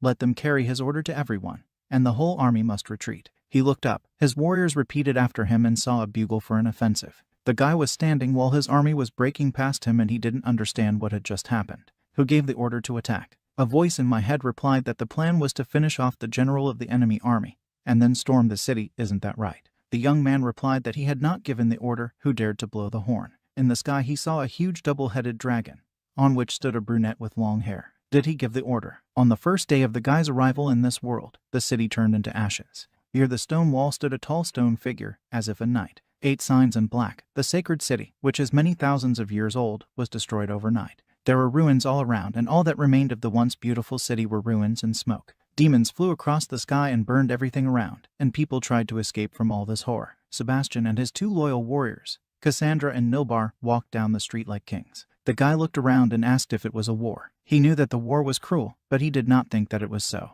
It turned out to be even more terrible than he imagined. From the nightmare he saw, the young man felt sick and he covered his mouth with his hand. What an abomination! A voice in his head asked what had happened to His Majesty, to which he replied that he felt a little sick when he looked at the corpses. Cassandra looked at the gentleman and said that once he personally executed 3,000 prisoners of war, cut off their limbs and tortured them in another way. Therefore, such scenes should not surprise him. The guy was in shock from what he heard, and the girl asked what was wrong. Suddenly, at the end of the street, a man ran and called for help. He was running away from a huge dragon that wanted to grab him with its sharp claws. The soldiers of the army shouted to the dragon to grab the boy, while the rest of the people stood in a bunch and watched all this with fear. The guy was still caught and his legs dangled in the air while the dragon carried him. The warriors laughed at such a performance. The dragon soared into the air and flew away into the clouds. And then, the man fell on the spire. The demons ordered people to run away from here right now, so that their heels sparkled, otherwise they would not be well. One demon called the other an idiot, because he commanded in front of the master. When they turned back, they saw Sebastian and immediately got scared, rushed to their knees, because their offense deserves the most severe punishment. They'll kill all the humans right now, and they will no longer waste time playing with them before killing. The Prince of Darkness looked at the guy who was hanging on the spire and told his soldiers that they were doing well. They did not expect such praise and in disbelief raised their heads up at the gentleman who asked Nilbar if they had money with them. The commander replied positively, and the young man asked to lend them to him because he wants to make a bet. And the bet was this: if they could grab and kill a girl with a child in 3 minutes. The warriors were surprised, because such a simple task does not take much time. Does His Majesty really want to provoke them? They took over the city and did a great job with it, and if they put that girl on the spire, they will get a big reward. The warriors endlessly thanked the master for such a chance, and the girl with tears in her eyes swore at the guy. Sebastian turned to Cassandra and asked if she would help him win, because she is a succubus. Suddenly, the flame in my head kept saying that the gentleman had never done this before. The Lord ordered the girl with the child to run, and if she did not run, he would kill his son. The girl left the child and ran away, and he called his mother and cried. Cassandra sent an air heart to the girl, and the gentleman ordered her to mark the time. The warriors rushed after the woman and began shouting that she would not run away from them. People in the crowd were struck with horror, because this girl is doomed and she was sent to certain death. The boy stood and cried, shouting after his mother that she would succeed. The demons were already catching up with the girl, literally stepping on her heels, and she literally accelerated many times, which stunned the others. How is this even possible? The prince ordered to keep track of the time, and the girl continued to run. She heard her sons cry to be careful and saw a huge shadow above her. She turned around and jumped over the beak of a huge bird. The demons were perplexed that she had slipped away, and the bird gored them themselves. While she was running, the bird came back for her, and the girl shouted to disappear, as if black cracks had formed around her eyes. The bird just took and turned in the other direction, while the girl continued to run on. People looked at her with admiration. Cassandra informed the guy that time was up, and he praised her, saying that it seems his subordination has amazing abilities. He turned to the two demons who were supposed to catch the girl, and said that even the two of them could not catch her. They opened his eyes to this world directly. The demons fell to their knees again, saying that the girl was somehow not like that. If you have made a bet, know how to lose. And now, let them prepare for punishment. The warriors looked at the Lord with fear as he continued to say that since they had successfully participated in the capture of the city, he would not punish them too much. All these prisoners are no longer their merit, and they must let everyone go. The demons thanked the prince for saving their lives. The boy rushed to his mother, also joyful, and suddenly she was doused with a terrible bright fire right in front of all the people and her son. The boy rushed to his mother with tears, but the prince ordered Cassandra to stun him, and he fell face down on the ground, never reaching. Sebastian asked who it was and whose fire it was that hit the girl. Cassandra poked her finger up and said it was from somewhere above. Suddenly, huge giant legs appeared nearby, and when the Prince of Darkness raised his head up, he saw a big man, Yukon, a level 7 undead capable of synthesizing elements. He told the master that he was looking for a prisoner and asked if she had been seen. The guy thought to himself that his subordinate, one of the commanders, looked so dangerous. Nilbar and Cassandra ordered the giant to immediately descend, because he is taller than his majesty and it is disrespectful to stand like that. Yukon turned into a normal-sized man and knelt down in front of the master with the words that Yukon appeared before the face of the great Prince of Darkness. He asked where he got such audacity and how he dared to touch his toy with his fire. Yukon replied that it was not impertinence at all. He was only chasing a very important prisoner when he ran into his majesty. And just the day before, he moved to a new level of fireball technology and therefore could not resist showing the Prince of Darkness. Everything was on fire, and Cassandra praised Yukon for the beautiful wall of fire, which made the Lord angry. His Majesty must be upset about something. What happened? Does he really sympathize with these people? Sebastian asked how it was possible, and the girl was nodding along. The boy was still lying face down on the ground and did not move. The Lord approached him, squatted down and tried to stop the flying ball of fire directly into the boy's back. He stopped him with one hand and a wild heat washed over his skin, causing him to scream. Cassandra stood in disbelief and asked if he was in a lot of pain. But how can he be hurt by such a small ball of fire? Is he unwell? Yukon asked the gentleman if he had wounded his hand, to which Cassandra objected, saying that it was complete nonsense and such a light would not harm even her, let alone his majesty. Yukon agreed with the statement, because his majesty is the strongest master in the whole world. Therefore, he cannot believe that his fireball technique has attracted the attention of the Lord of Darkness. Looking at his subject, Sebastian thought about the fact that the number had increased above his head. Cassandra asked Yukon if he had forgotten that 3 years ago he challenged the Prince of Darkness himself. Wasn't he then re-educated from a scoundrel to what he is now? He thought about the fact that even if it were peacetime now, he no longer dared to challenge the Lord, but strange moods reign here today. Especially after the fight with Seraphim, such behavior is not like him at all. Although that unexpected surge of power conquered everyone, he most likely was nothing other than the power accumulated in the 2 tiers of the deity.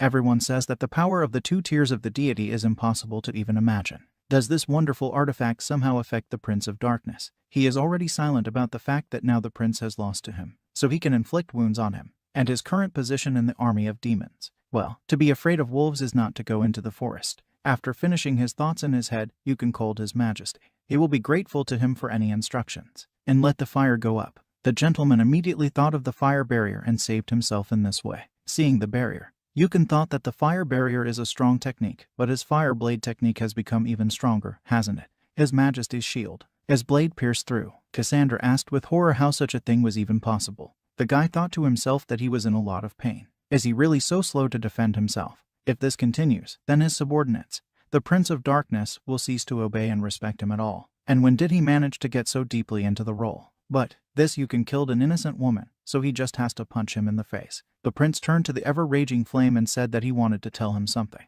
Before that battle with Seraphim, his mind was damaged, and he suddenly realized that now completely. He doesn't remember anything. The voice was surprised by this. The prince has completely forgotten all the techniques he once owned, but he really wants to teach Yukon a lesson. The lord produced a large ball in his hands, which began to glow with a blue light. Then in the sky he saw many colorful balls that were woven into a large celestial network. A voice in his head kept saying that His Majesty's opponent was just a nobody. The voice in the head of the Prince of Darkness said that nature has its own energy. Ordinary living beings whose skills go beyond the perception of natural energy are called synesthetes. The threshold of souls is the ability of synesthetes to pass the energy received by nature through the channels of sensory perception.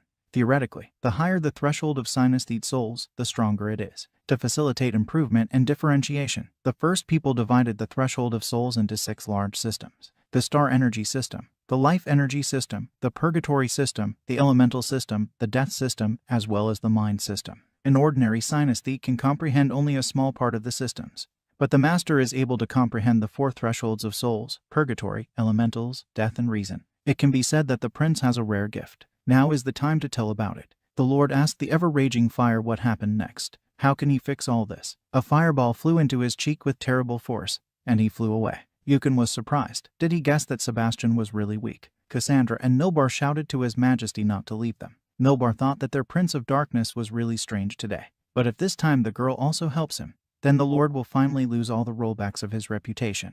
The guy was lying on the ground, in a small hole formed from the impact with which he landed. He moaned in pain and looked at the sky, not understanding what the lights were there. A voice in his head replied that it was his passive skill from the death system, spirits of blood and flesh. It is only necessary to take damage and they will heal immediately. Yukon looked at the prince and thought about whether he was going to recover and whether he could give him such an opportunity. A voice in his head warned the guy that Yukon was attacking again. Does this guy think he can kill the master? Sebastian put his hand forward and summoned a fire barrier and turned to the loser who only touched him a little. The gentleman is not even tired, because the barrier descends slowly. Now he will fight in full force and this guy will find out that his master is still his master. Yukon starts shaking again. Apparently his body is afraid of Sebastian out of habit, but he said that he would fight with full force, which he had never said before. It means that something is wrong and he can finally defeat him. Yukon rushed at the prince, and a barrier prevented him. They grappled in a fight. While the subordinates looked at it, they could not understand what kind of technique Sebastian was using. They hope he's sane. A voice in his head asked what His Majesty's had just done.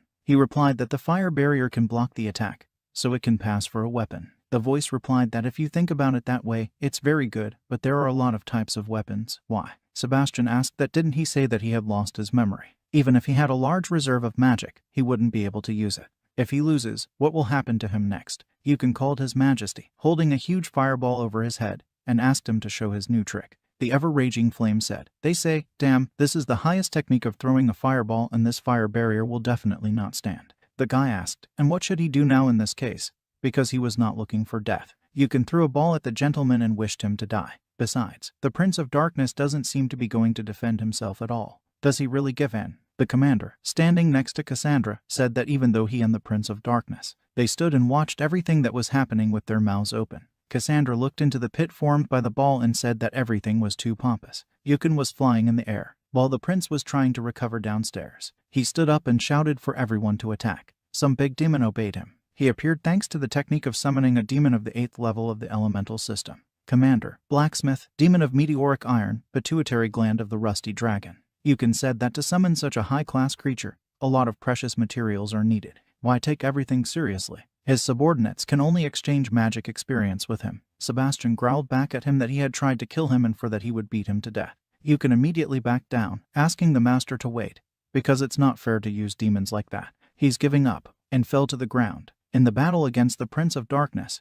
Yukon suffered a tough defeat. Sebastian stood on the roof of a tall building, illuminated by the light of a bright big moon. From a distance, his silhouette, his beautiful wings were clearly visible. Cassandra and the commander were standing below and could not understand what His Majesty was doing there. Everyone is waiting for him at a meeting organized in honor of the victory. Nilbar asked the girl if she did not think that their master was not himself today. Although he usually does not show his respect to anyone, suddenly for the sake of one human child. Today His Majesty did not behave like an ordinary demon king, killing everyone in a row. The girl replied to the commander that he was too curious today, but he did not agree. The girl said that before that, despite all the words and deeds of His Majesty, today he gave arguments reasonably, without resorting to guesswork. But today, for some reason, he began to doubt His Majesty. The girl just wanted to blame the demon. He couldn't even think of such a thing. The pink-haired woman replied with firmness in her voice that as long as he was His Highness, no matter what happened, he would be her master. However, she feels that today His Majesty exudes an inexplicable tenderness for her. Nilbar told her to be afraid for her words and asked if she could carry this boy because he was very tired.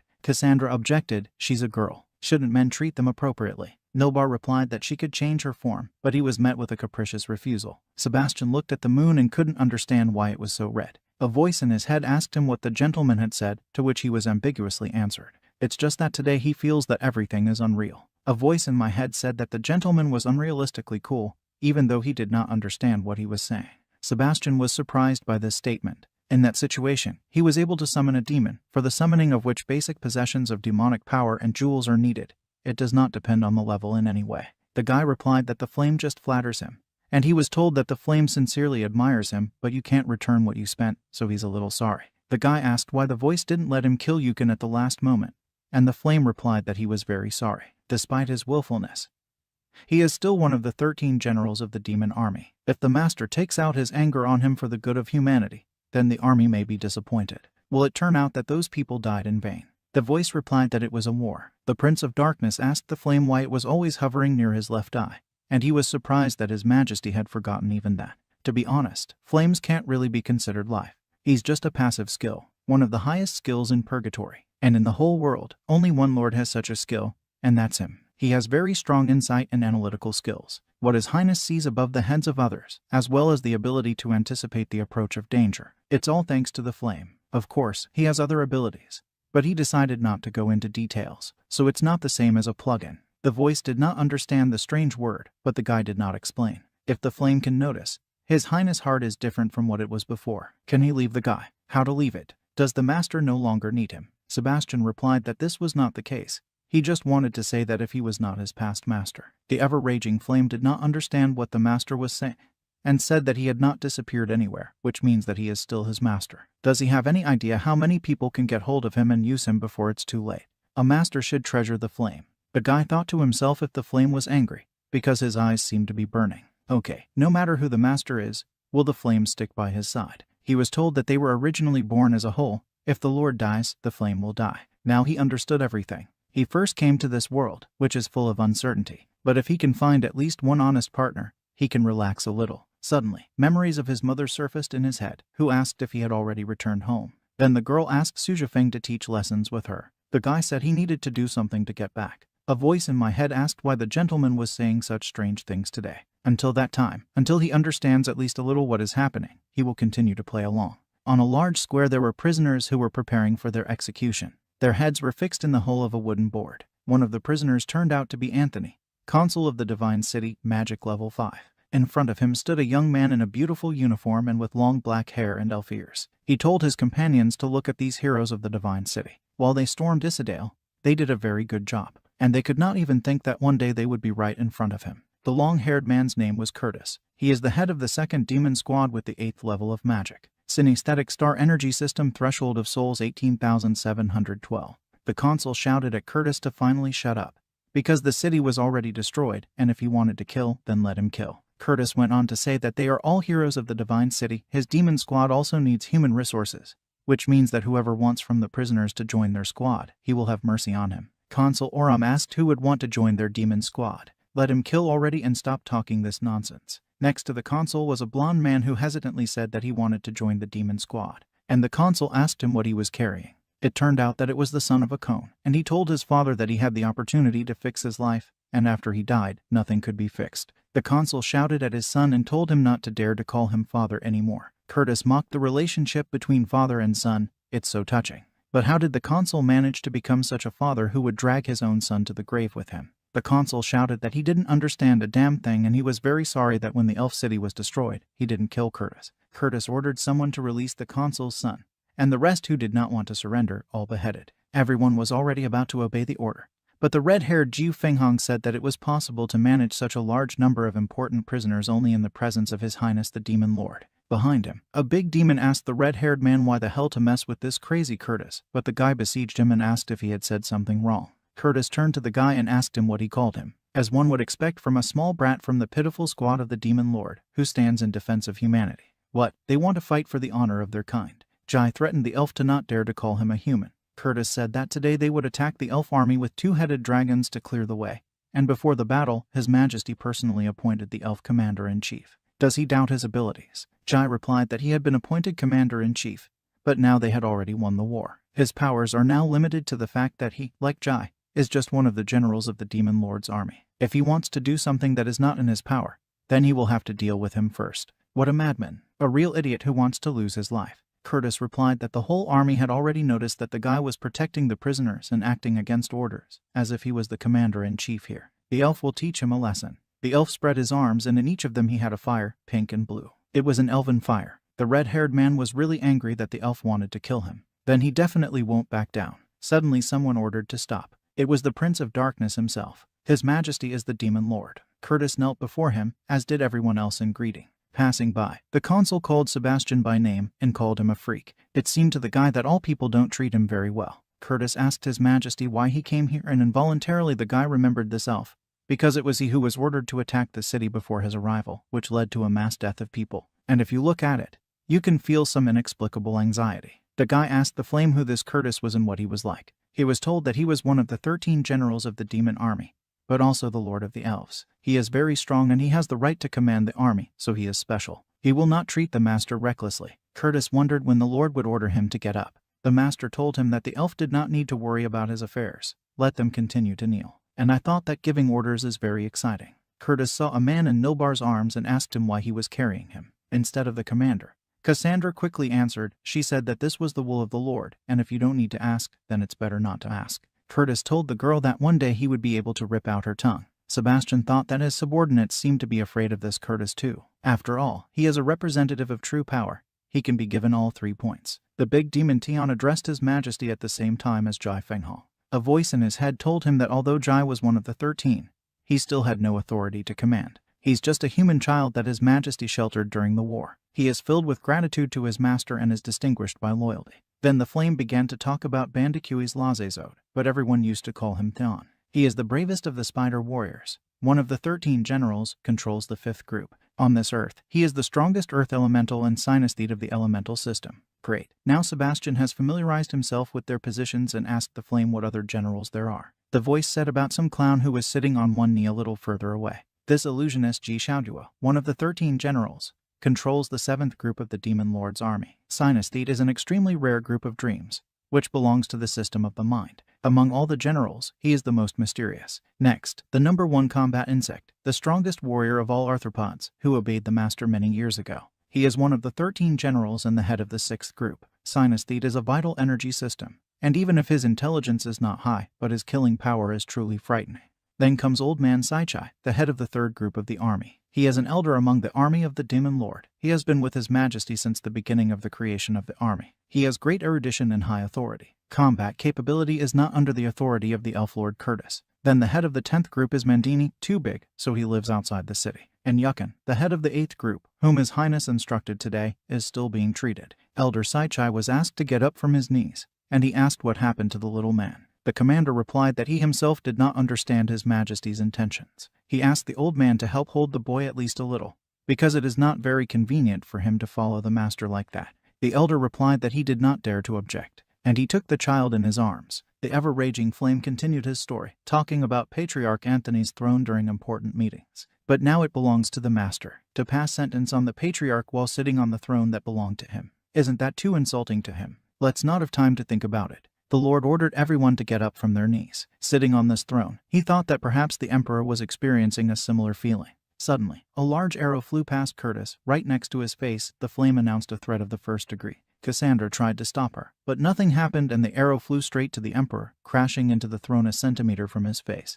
For the first few moments, Sebastian didn't understand what had happened. From the force of the arrow's blow, the throne fell back and the Prince of Darkness with it. All the subjects looked in shock in his direction while he was lying on his back. He wished he knew if he was okay when Cassandra and the commander ran up to him. Did some killer decide to do this? Jai jumped in the direction from which the arrow was flying to find out who dared to do this. Numerous explosions were heard outside the walls of the buildings, and the battle continued for a very long time. Apparently, this killer is a tough nut to crack. Nilbar asked with what force this arrow was fired, and the girl shone that her wrist still hurts. Probably there was the best of the highest class. The fool Zhangchang wouldn't think of lifting a finger without an order. Cassandra said she wanted to go and help Jai Fenghong. Curtis said she didn't need to go there because she was protecting His Majesty perfectly and they couldn't take that risk anymore, and let the killer be provided to him. The elf took off into the sky and flew in the direction where Jai is fighting the killer. After a while, the fighters returned and reported to the Prince of Darkness that the killers had been captured. It was a blonde and some guy. They also had wings.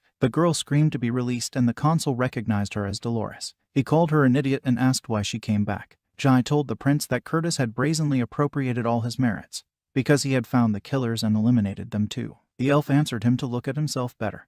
And if the elf hadn't come to the rescue, the guy wouldn't be standing here right now. And he was covered in bruises and abrasions, with bumps on his face. The girl told them to stop, because His Highness will judge them now. The guy looked at the two prisoners and wondered who they were. The killers fell to the ground and started coughing violently, and the girl, Dolores, called Sebastian an idiot. She turned out to be a divine-level saint, with level 3 magic. Sebastian thought about being scolded again, but when he saw the girl's face, he thought she was cute. The pink-haired girl shouted to Dolores how dare she seduce the Lord of Darkness, to which the blonde pretended to be a fool and asked what this girl was talking about. Angrily, Cassandra laid out everything on the shelves that the blonde calls the best man in the world an idiot, and she wants to say that this is not an impudent and uncovered seduction. She understands everything, so why is she pretending? The girl with a tremor in her voice said that she did not want to discuss such topics with an abnormal succubus. Cassandra swung at the blonde with the words that then her master would definitely fall in love. However, the Lord shouted enough and told the girl that he would settle this problem. She immediately obeyed the master. Today they captured the divine city. They all did a great job and the Lord is extremely grateful to everyone. At these words, all the soldiers stood open-mouthed in bewilderment, because God had never said this to his subjects before. A demon was flying from somewhere above and everyone was staring at the sky. The Lord did not understand why everyone was so surprised by this exemplary speech. Suddenly, a voice in his head realized why the Lord was talking so strangely. Previously, when he announced the gathering of the commanders, he only cursed and blamed everyone and praised very little. But to think, today it happened for the first time and it's incredible. He put his fist to his face. The guy exhaled and thought that in a previous life he was a real tyrant. Sebastian ordered Nilbar standing next to him to hold a meeting instead of him, and he was very surprised, because how can it be? Isn't he a military advisor? It's time to start practicing. Today's meeting dedicated to the problem will be held by Nilbar instead of Mr. Sebastian informed all his subjects about this and they were very surprised by this decision. Nilbar began his speech by saying that His Majesty had just praised them and he hoped that they were all grateful for the boon and would continue to serve for the benefit of the army of the Prince of Darkness. The commander spoke very beautifully and he really should do it instead of the master. Before they start celebrating victory, their army needs to consider 3 important issues. First, how they need to dispose of the prisoners they have captured in this city. Secondly, what should they do with the ancient books of this city? And thirdly, what will be the next stage of their actions for their troops who are currently scattered around the divine city? The Lord praised Nilbar for his speech, and he thanked him as a subject of the king, asked him to consider these problems personally. With grief in half, Sebastian agreed, noting to himself that this skeleton is a real cheat because he shifted all responsibility to the guy. Well, the Lord appealed to his respected commanders so that everyone would speak out about solving these problems. Let them be Democrats for a while. Curtis asked the Prince of Darkness, do these problems require discussion? The human race is their eternal enemy and their army must be destroyed immediately. Sebastian asked about the rest of the people, and the rest do not exist, because the whole human city must be destroyed. Is that clear to everyone? His Majesty said that they have a democratic discussion, and whether it is clear to everyone or not, in any case, everyone is obliged to speak out. And why did the gentleman suddenly have such a dislike for Curtis? The elf replied that he did not dare to contradict the master. He only felt that there was no need for discussion. But since His Highness wanted everyone to express their opinion openly, in that case, let each commander share his thoughts on how to deal with prisoners of war. And they will start with the elders. The elder said that he was holding a child in his arms only because His Highness had ordered him to be taken. And this does not mean that he sympathizes with people. The clown said that when people captured their city, they didn't leave anyone alive, so all people need to be killed. Dion advocated beheading, because such an execution is worth watching. The pink-haired one decided to abstain, because she would do as the Lord told her, if only he would be happy. The elf told Cassandra that she didn't seem to care about the future of their army at all, and the girl asked why she should care about it. She is the head of His Majesty's personal security detachment, and she only cares about his life, and everything else does not interest her. Jai said that he belongs to the human race, but hates him with all his soul, so he also asks His Highness to punish the prisoners. Vilbar told the prince that there would always be a sworn enmity between their army and the human race. Sebastian thought to himself that his position was already clear, wasn't it? They don't remember anything on his face. Or he underestimated the extent of hatred between evil spirits and people. There was some kind of strategic mistake. Curtis asked if His Majesty had listened to the opinions of those present and what he doubted then. Let him give the order to kill the prisoners as soon as possible. That's right. The son of the cone turned to them to get their patronage, and in that case they would make him a slave of their demon army. Why is His Highness silent? Does he approve of this plan? Murder by murder? In any case, all people are not his matchmakers, nor brothers. In his position there is no reason to object to him. Anyway, he doesn't really know anything about this world. Suddenly he remembered Seraphim, who asked to save this mortal world. Barely pronouncing the words, the gentleman wanted to say something, but the elf beat him to it, ordering to kill the prisoners. Everyone stared at Curtis for a moment as he passed sentence. The consul's son was released, and the father shouted to Tom that he was a traitor. The demons swung over the heads of the prisoners, and the consul shouted that the divine city never surrenders. The blonde screamed, but the next moment the prisoners were killed. The girl turned away from the sight at the same time as the lord, and the elf asked him what had happened, because when he saw the execution of these people, he suddenly felt sympathy for them. Sebastian pretended that he just had a headache. Curtis had heard Yukin's say that His Highness had punished him with a high-class demon.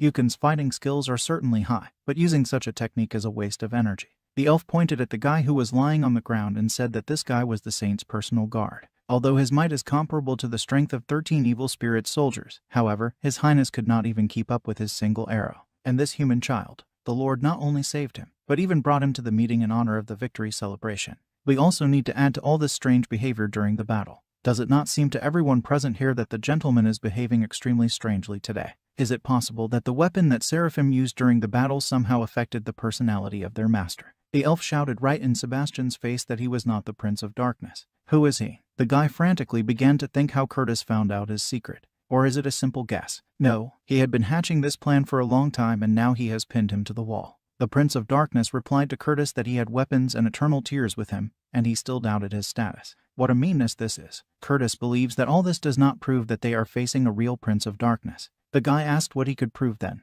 and the elf in response formed a pink elf flame, and told the prince to block his ghost flame. Cassandra called the elf an idiot, but he stopped her and said that the Prince of Darkness would never refuse a challenge thrown at him, and the girl could not hold him back before either. What's the matter today? What is she trying to hide? Cassandra wanted to answer something, but Jai interrupted her, saying that the Lord was still the Lord of Darkness and there was nothing to worry about him so much. The elf noticed that the guy had said the right thing, and it should be a trifle. Vilbar said that His Highness is really acting strangely today, but he believes that he will definitely prove his status. Sebastian privately called the commander a chameleon, and asked the voice what kind of strange ghostly flame it was. The voice replied that it was the most powerful fighting technique of the elven people, and the fire barrier could not cope with it now. Judging by his opponent's condition, the barrier would be instantly destroyed. What kind of joke is this? Was this Curtis just waiting for an opportunity to kill him? Heck, he had calculated everything. A purple ball of flame flew straight at the gentleman, and he thought that he was definitely finished. However, everything was lit up by a red explosion, and the elf did not understand what had happened. A red demon girl rose up and she asked Curtis if he had put a lot of effort into this bundle of energy. The elf does this not for the sake of checking, but for the sake of killing the master. The gentleman was saved by Miranda, the same red-haired beauty in a red suit. She is the Empress of Vampires, commander-in-chief of the army of evil spirits. The gentleman stared at the girl, and she asked him if he was okay. The guy was fascinated by the beauty of this diva, while the others greeted Miranda and the elf asked why she came. Wasn't she chasing after an escaped archbishop? The girl was not at a loss and asked Curtis, since when should he care what she was going to do and where she was going to go? And also, she wants to ask him why he used Ghost Flame against His Highness. Miranda came and now it will not be so easy to overthrow the Prince of Darkness. But the elf did not voice these thoughts, but only told the girl that he wanted to test the real strength of his master, and he also did not mind. Miranda said that she herself was surprised by the strange behavior of the Prince of Darkness, to which the elf replied that she, too, should think about whether His Majesty was the real Prince of Darkness after all. Miranda stood face to face with Curtis and asked who gave him the right to question His Highness. If he wanted to die, she would end him now. And she opened her mouth, showing her beautiful sharp vampire fangs. The elf admitted that Miranda almost scared him. At this time, the Lord was having a dialogue with the eternal flame in his head about how Miranda seems to be very devoted to him. He replied that absolutely. After all, the Vampire Queen and His Highness have lived through 100 years of friendship together. The two of them even founded a common demon army. And this girl is the only one who can resist his power. but she willingly helps his loyal subjects. Judging by what the flame says, they don't just have a work relationship, but rather a close friendship, right? The voice replied that he would not dare to guess, because it was His Majesty's personal business. However, Miranda's loyalty is beyond doubt. Meanwhile, the girl asked the elf if she had scared him. He said that she likes to show her spiritual pressure. What a narcissist she is. She is not worthy of the 9th level. Jai reflected on Miranda's serious intentions and that Curtis shouldn't have been impertinent to her. Cassandra was standing next to the red-haired man and sweating, thinking that since she had already demonized once today, and these two started a fight, the only thing that could stop them was. The Lord rose from the throne and silenced everyone. He told Miranda that he and Seraphim were tired of enmity and therefore Curtis had doubts about his strength. However, he never learned to refuse subordinates in a duel, be it Yukon or Curtis. With great difficulty, some still support him, and he is gradually regaining his place. Even if Miranda didn't show up, the ghostly flame was just a childish prank for him. Miranda said that it was all her recklessness. She sat down on her knees before the Lord and asked the Prince of Darkness to take over the authority to solve problems after the occupation of the Divine City by the Army of Darkness. Everyone else also knelt down, supporting the proposal. The Lord thought that they were all very cunning. Curtis continued to stand in place until Miranda addressed him as the second commander of the regiment and asked what he thought. He knelt down on one knee and replied that His Majesty himself allowed everyone to express their opinion, but since everyone supported him, it means that no one has an opinion. Sebastian stood and looked at his subordinates, thinking that Miranda was very cool, because she had changed the whole situation alone. If it's zeal, then he should. He asked everyone why the war has been dragging on for 100 years. They exterminate people again and again, but they, nevertheless, constantly fight back. With every rebuff, they become stronger, so what is the point of all this? Curtis replied to the gentleman that to execute one for the edification of hundreds, instilling fear, which is their tool in the extermination of humanity. Sebastian objected, because the more oppression, the more resistance. Then a large number of threats and murders will be in vain. His Highness has such high thoughts, he should be given instructions. Curtis seemed to specifically want the gentleman to have already given at least some instructions in order to expose him later. However, the Lord of Darkness said that the way of conducting is this: first you need to attack the heart, and then storm. First the heart, then the army. All the subjects sat in complete silence and stared at the master, because they did not understand what he meant at all. The guy remembered to himself that it might have been on a history exam, but he replied to Nilbar that recently, while thinking for a long time, this conclusion came to his mind. After explaining the meaning of this to everyone, Nilbar felt that His Highness was really thinking very deeply. The subjects are extremely delighted. Miranda also believes that attacking the heart first and then the army is a very deep conclusion. Curtis stood silently, thinking about what had happened. Sebastian was glad that he had puzzled his subjects. No wonder how these demons could keep up with the wisdom of Mr. Kung Min, then he could take advantage of the situation. The gentleman raised his hand up and told everyone to listen to his order. Let them stop the extermination immediately. The elf objected to His Highness, because did he really forget about the hatred between humanity and demons? Theon agreed with Curtis, because today a lot of the Lord's subjects died during the siege of the city. How not to kill people for this? Can you still make friends with people? Sebastian was adamant and said that anyone who disobeys the order will be killed immediately. At first glance, it may seem that they have won a complete victory in the battle for the Divine City, but this is only a religious city. Humanity has more real power. They have been fighting for many years, but do they know their opponent? Know your opponent and know yourself and you will be invincible. Again, no one understood the strange cry. If they want to defeat the enemy, then first of all they need to know him first. After all, what is humanity afraid of? What does it strive for? What does it believe in? Have they all thought about it? In general, humanity is written about in their books, and to destroy these books means to destroy their chances of victory. They must save the books, and then they will necessarily conduct a thorough study. What do they think about this? The gentleman stood above the others and waited for at least some reaction. His subjects were greatly impressed by how deeply their Prince of Darkness thinks. This is all very reasonable and very effective. Now you only need to. He stood up in a pose that showed his gorgeous silhouette. Aloud, he announced a plan where he would lock up all the murderers and torture them, and then personally interrogate them. A large army will be temporarily placed outside the city to expect punishment.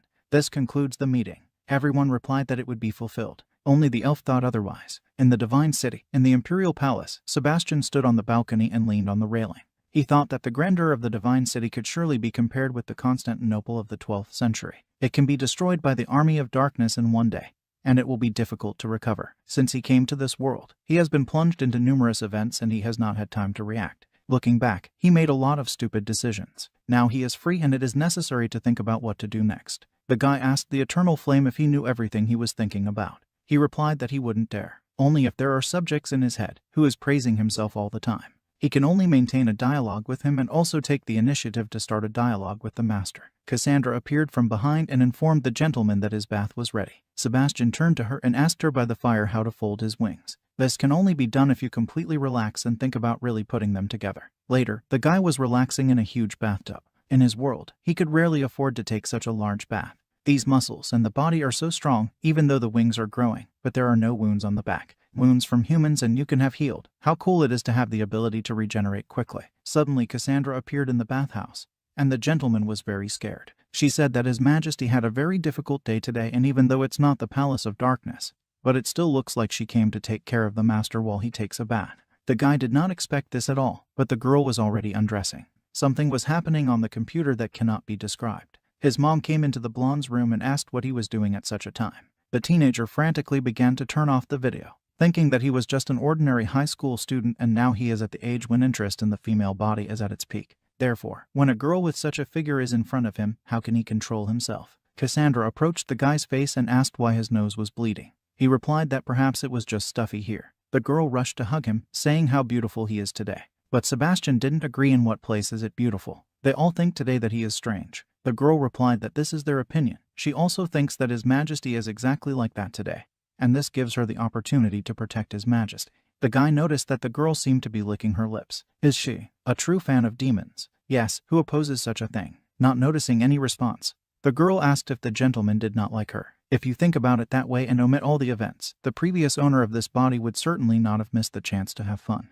It's as simple as that. But he still can't. However, he must not be exposed. The gentleman told Cassandra that he was a little tired during the siege, so she would have to do everything herself. The girl obeyed and disappeared under the water. Suddenly, outside the doors of the bathhouse, he was called and asked if there was time. For a couple of seconds, the guy remembered whose voice it was, and then he realized that Miranda had come. When he came out of the bath and wrapped himself in his bathrobe, the girl told him to spend less time with that girl. Is the redhead jealous? He told her that he would be prudent. The guy thought to himself that he needed to watch his expressions and behave very naturally. He asked Miranda why she needed him so late, to which she asked what he was about. He didn't realize what time it was. She dressed up like that and says everything openly in the forehead. It looks like their relationship is not quite simple. Miranda praised the gentleman for his clever, deep speeches that he made at the last meeting. The guy was surprised at first, but quickly pulled himself together, cleared his throat and said that there was nothing wrong with it. They were both standing on the balcony and looking into the distance when Miranda suddenly spoke. They have been arguing with him for several decades, but she will always agree with his decisions anyway, because the Demon Lord's army is their common energy. She hopes all the time that he will be able to achieve his goal. With a chuckle in his head, the guy asked the voice what other purpose this was, and he replied that these were the personal affairs of the gentleman and the flame did not know anything about them. Miranda has negotiated the conquest of the world. This was something that the predecessors could achieve. If she helps to make this happen, then they will be able to achieve brilliant success. But in the past, Sebastian did nothing but perfect new skills, personifying a demon. Undoubtedly, he is gifted by nature itself, owning systems. There are very few people in this world who could compete with him. But this exorbitant force has also become a huge obstacle for the army. Although the army of demons completely besieged the city, and a lot of strong subordinates gathered under its command, but they all just buckled under the rule of the Prince of Darkness. Each of them has their own goals. Besides her, Sebastian can't trust anyone. Together, her strength and fears will help him achieve any desire. The army does not have a single goal, as there are no highest values or beliefs. It would seem that there are so many of them, but they are all actually disorganized rabble, especially after receiving the spiritual power of 2 divine tears and an ever-raging flame. The egoism of the master began to manifest itself even more, directing his demon might against the advance of humanity. Does he know that this war is putting a lot of pressure on the army? If they lose, then the demon army may disintegrate. She keeps telling the ruler that the army cannot rely only on its own strength, and the government of the state cannot be engaged only with the help of military power. But he never listens, and the resentment between them grows more and more. He knows, because she sees him going further and further down the wrong path. How much despair is there in her? The girl looked at her friend with a sad face, putting her hands on his shoulders. He started to say something, but Miranda kept talking. His performance at the meeting is completely different from what it was before. It still doesn't make sense, but it can't compare to the past. She is very impressed. Sebastian said that, in fact, he had recently rethought a lot, and he wanted the girl to do him a favor. 3 days. She should help him strengthen his subordinates. Although he ordered the attack on the city to be stopped, however, there are those among them who are full of prejudice and can do something. There is also 1 child he saved, and 2 assassins. They need to be protected. He wants to spend 3 days and think carefully about the future of the army. The girl replied, let's submit to her friend. After a while, the guy was lying on the roof of the castle, very tired for today. But there was no sleep in either eye. The voice in my head was surprised that the gentleman was talking about sleep. And it's really kind of weird today all day. The guy asked, did he say something wrong? The flame said that of course not so. They are a kind of demons and they never sleep. The guy, shocked by what he heard, rose from the roof. This is already too much. Now he understood why Miranda was surprised that he said she came too late. Great, then 3 days equals almost 5. The guy asked the ever-raging flame to deliver him to one place. When he took off on his beautiful wings into the sky, Cassandra called after him, asked where he was going and how they hugged her. The gentleman replied to her that in 3 days they would be able to continue what they had started.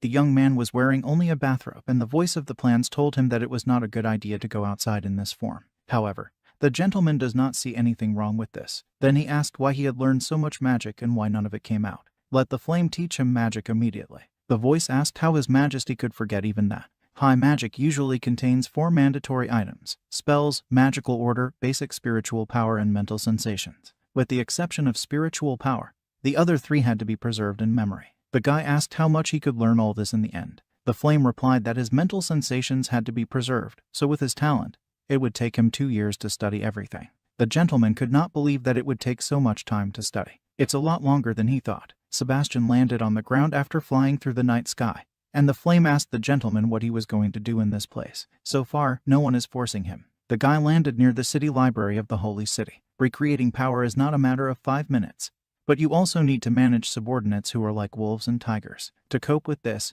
you will have to take up arms. The guy asked the flame how long the war between demons and humans lasted, and he was told that it was more than 100 years. Is there any classic work that has been published by people about this war? The gentleman sat down at the table, on which he piled a whole stack of books. Flame asked if he needed to read a lot of books there, and the guy replied that he also had 3 days in total. Flame asked if he would have time to read all this in just 3 days, and Sebastian said that sometimes he wouldn't be so sure about it, but when it comes to books, his confidence is more than enough. Let it be the literature of the hostile camp, but the words of the sacred books usually do not go beyond the limits. His experience, his character, his social connections, the origin of his subordinates, as well as the economic power and political system of the demon army and humanity. This is all a good opportunity to become a demon lord. Before finding a way out of here, he should join this role as soon as possible. And these books, his first step towards understanding this world. Sunrise was already approaching over the castle. The sky lit up with a bright orange light, and Sebastian asked if 3 days had already passed. A voice in his head told the gentleman that he had looked through a lot of books. He replied that yes, it is very interesting actually, but there is still so much unread.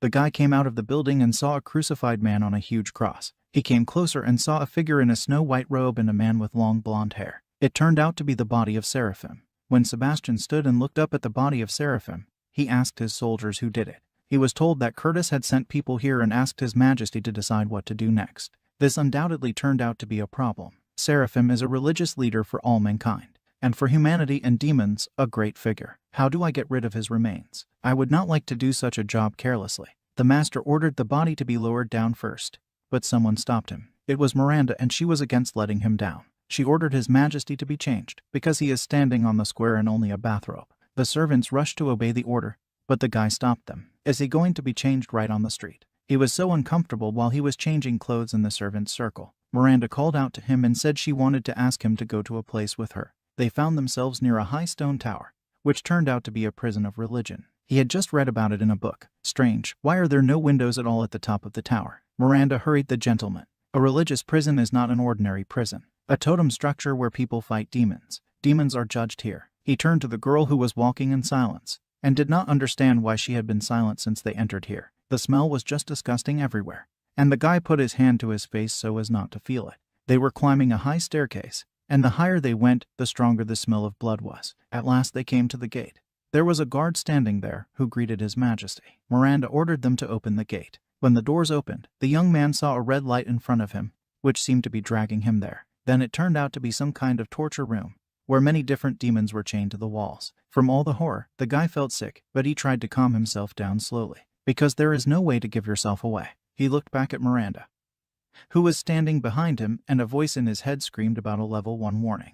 The guy suddenly felt so bad that his legs gave way. He persuaded himself that it was impossible to fall in any way, because he had a high threshold of souls. It is only necessary to inspire him. After some time, he was able to stand firmly on his feet, although he also felt a cold pressure on his back. He can resist Miranda's spiritual pressure. Miranda's servant sank to the floor, unable to stand it. Sebastian shouted the girl's name at the top of his voice. She seemed to wake up from a dream, said guiltily that she was losing control. The Lord said they had to go from here. He looked up and saw a man who was shouting to be released, because he had no blood left. The girl recognized the commander, but she just asked her forgiveness. After all, there is no way to save her. Miranda put her palm to the martyr's forehead. What century do they live in? People still believe that vampire blood prolongs life. Even in human encyclopedias, this has already been refuted. However, in the guy's world, such things are also often found, and they also say that he will not dream of such a thing in his dream. Having personally visited a place like this, no matter from which angle you look, all the evil of humanity manifests here. This is the abyss. He doesn't want to stay here for a second longer. He looked at Miranda and thought that it wasn't her fault. She was standing on the sidelines with her back turned to him and crying. The gentleman put his arm around her shoulders and said that they were her race and at the same time as people. He shares this responsibility with her. Therefore, he asks the girl not to bear this heavy burden alone. The girl replied with all her hatred that she wanted to destroy all of humanity. She will collect mountains of corpses and do many, many more bad and terrible things with them. She wants the divine city to disappear from the face of the earth once and for all. The guy hugged the girl even tighter from the back and said he would sort it all out. Let him believe him. At this time, there were crowds of captive people and crowds of demons in the divine city on the sacred square. The dragons circled overhead, casting a shadow on the ground. People with ropes around their necks stood and cried, because they didn't do anything.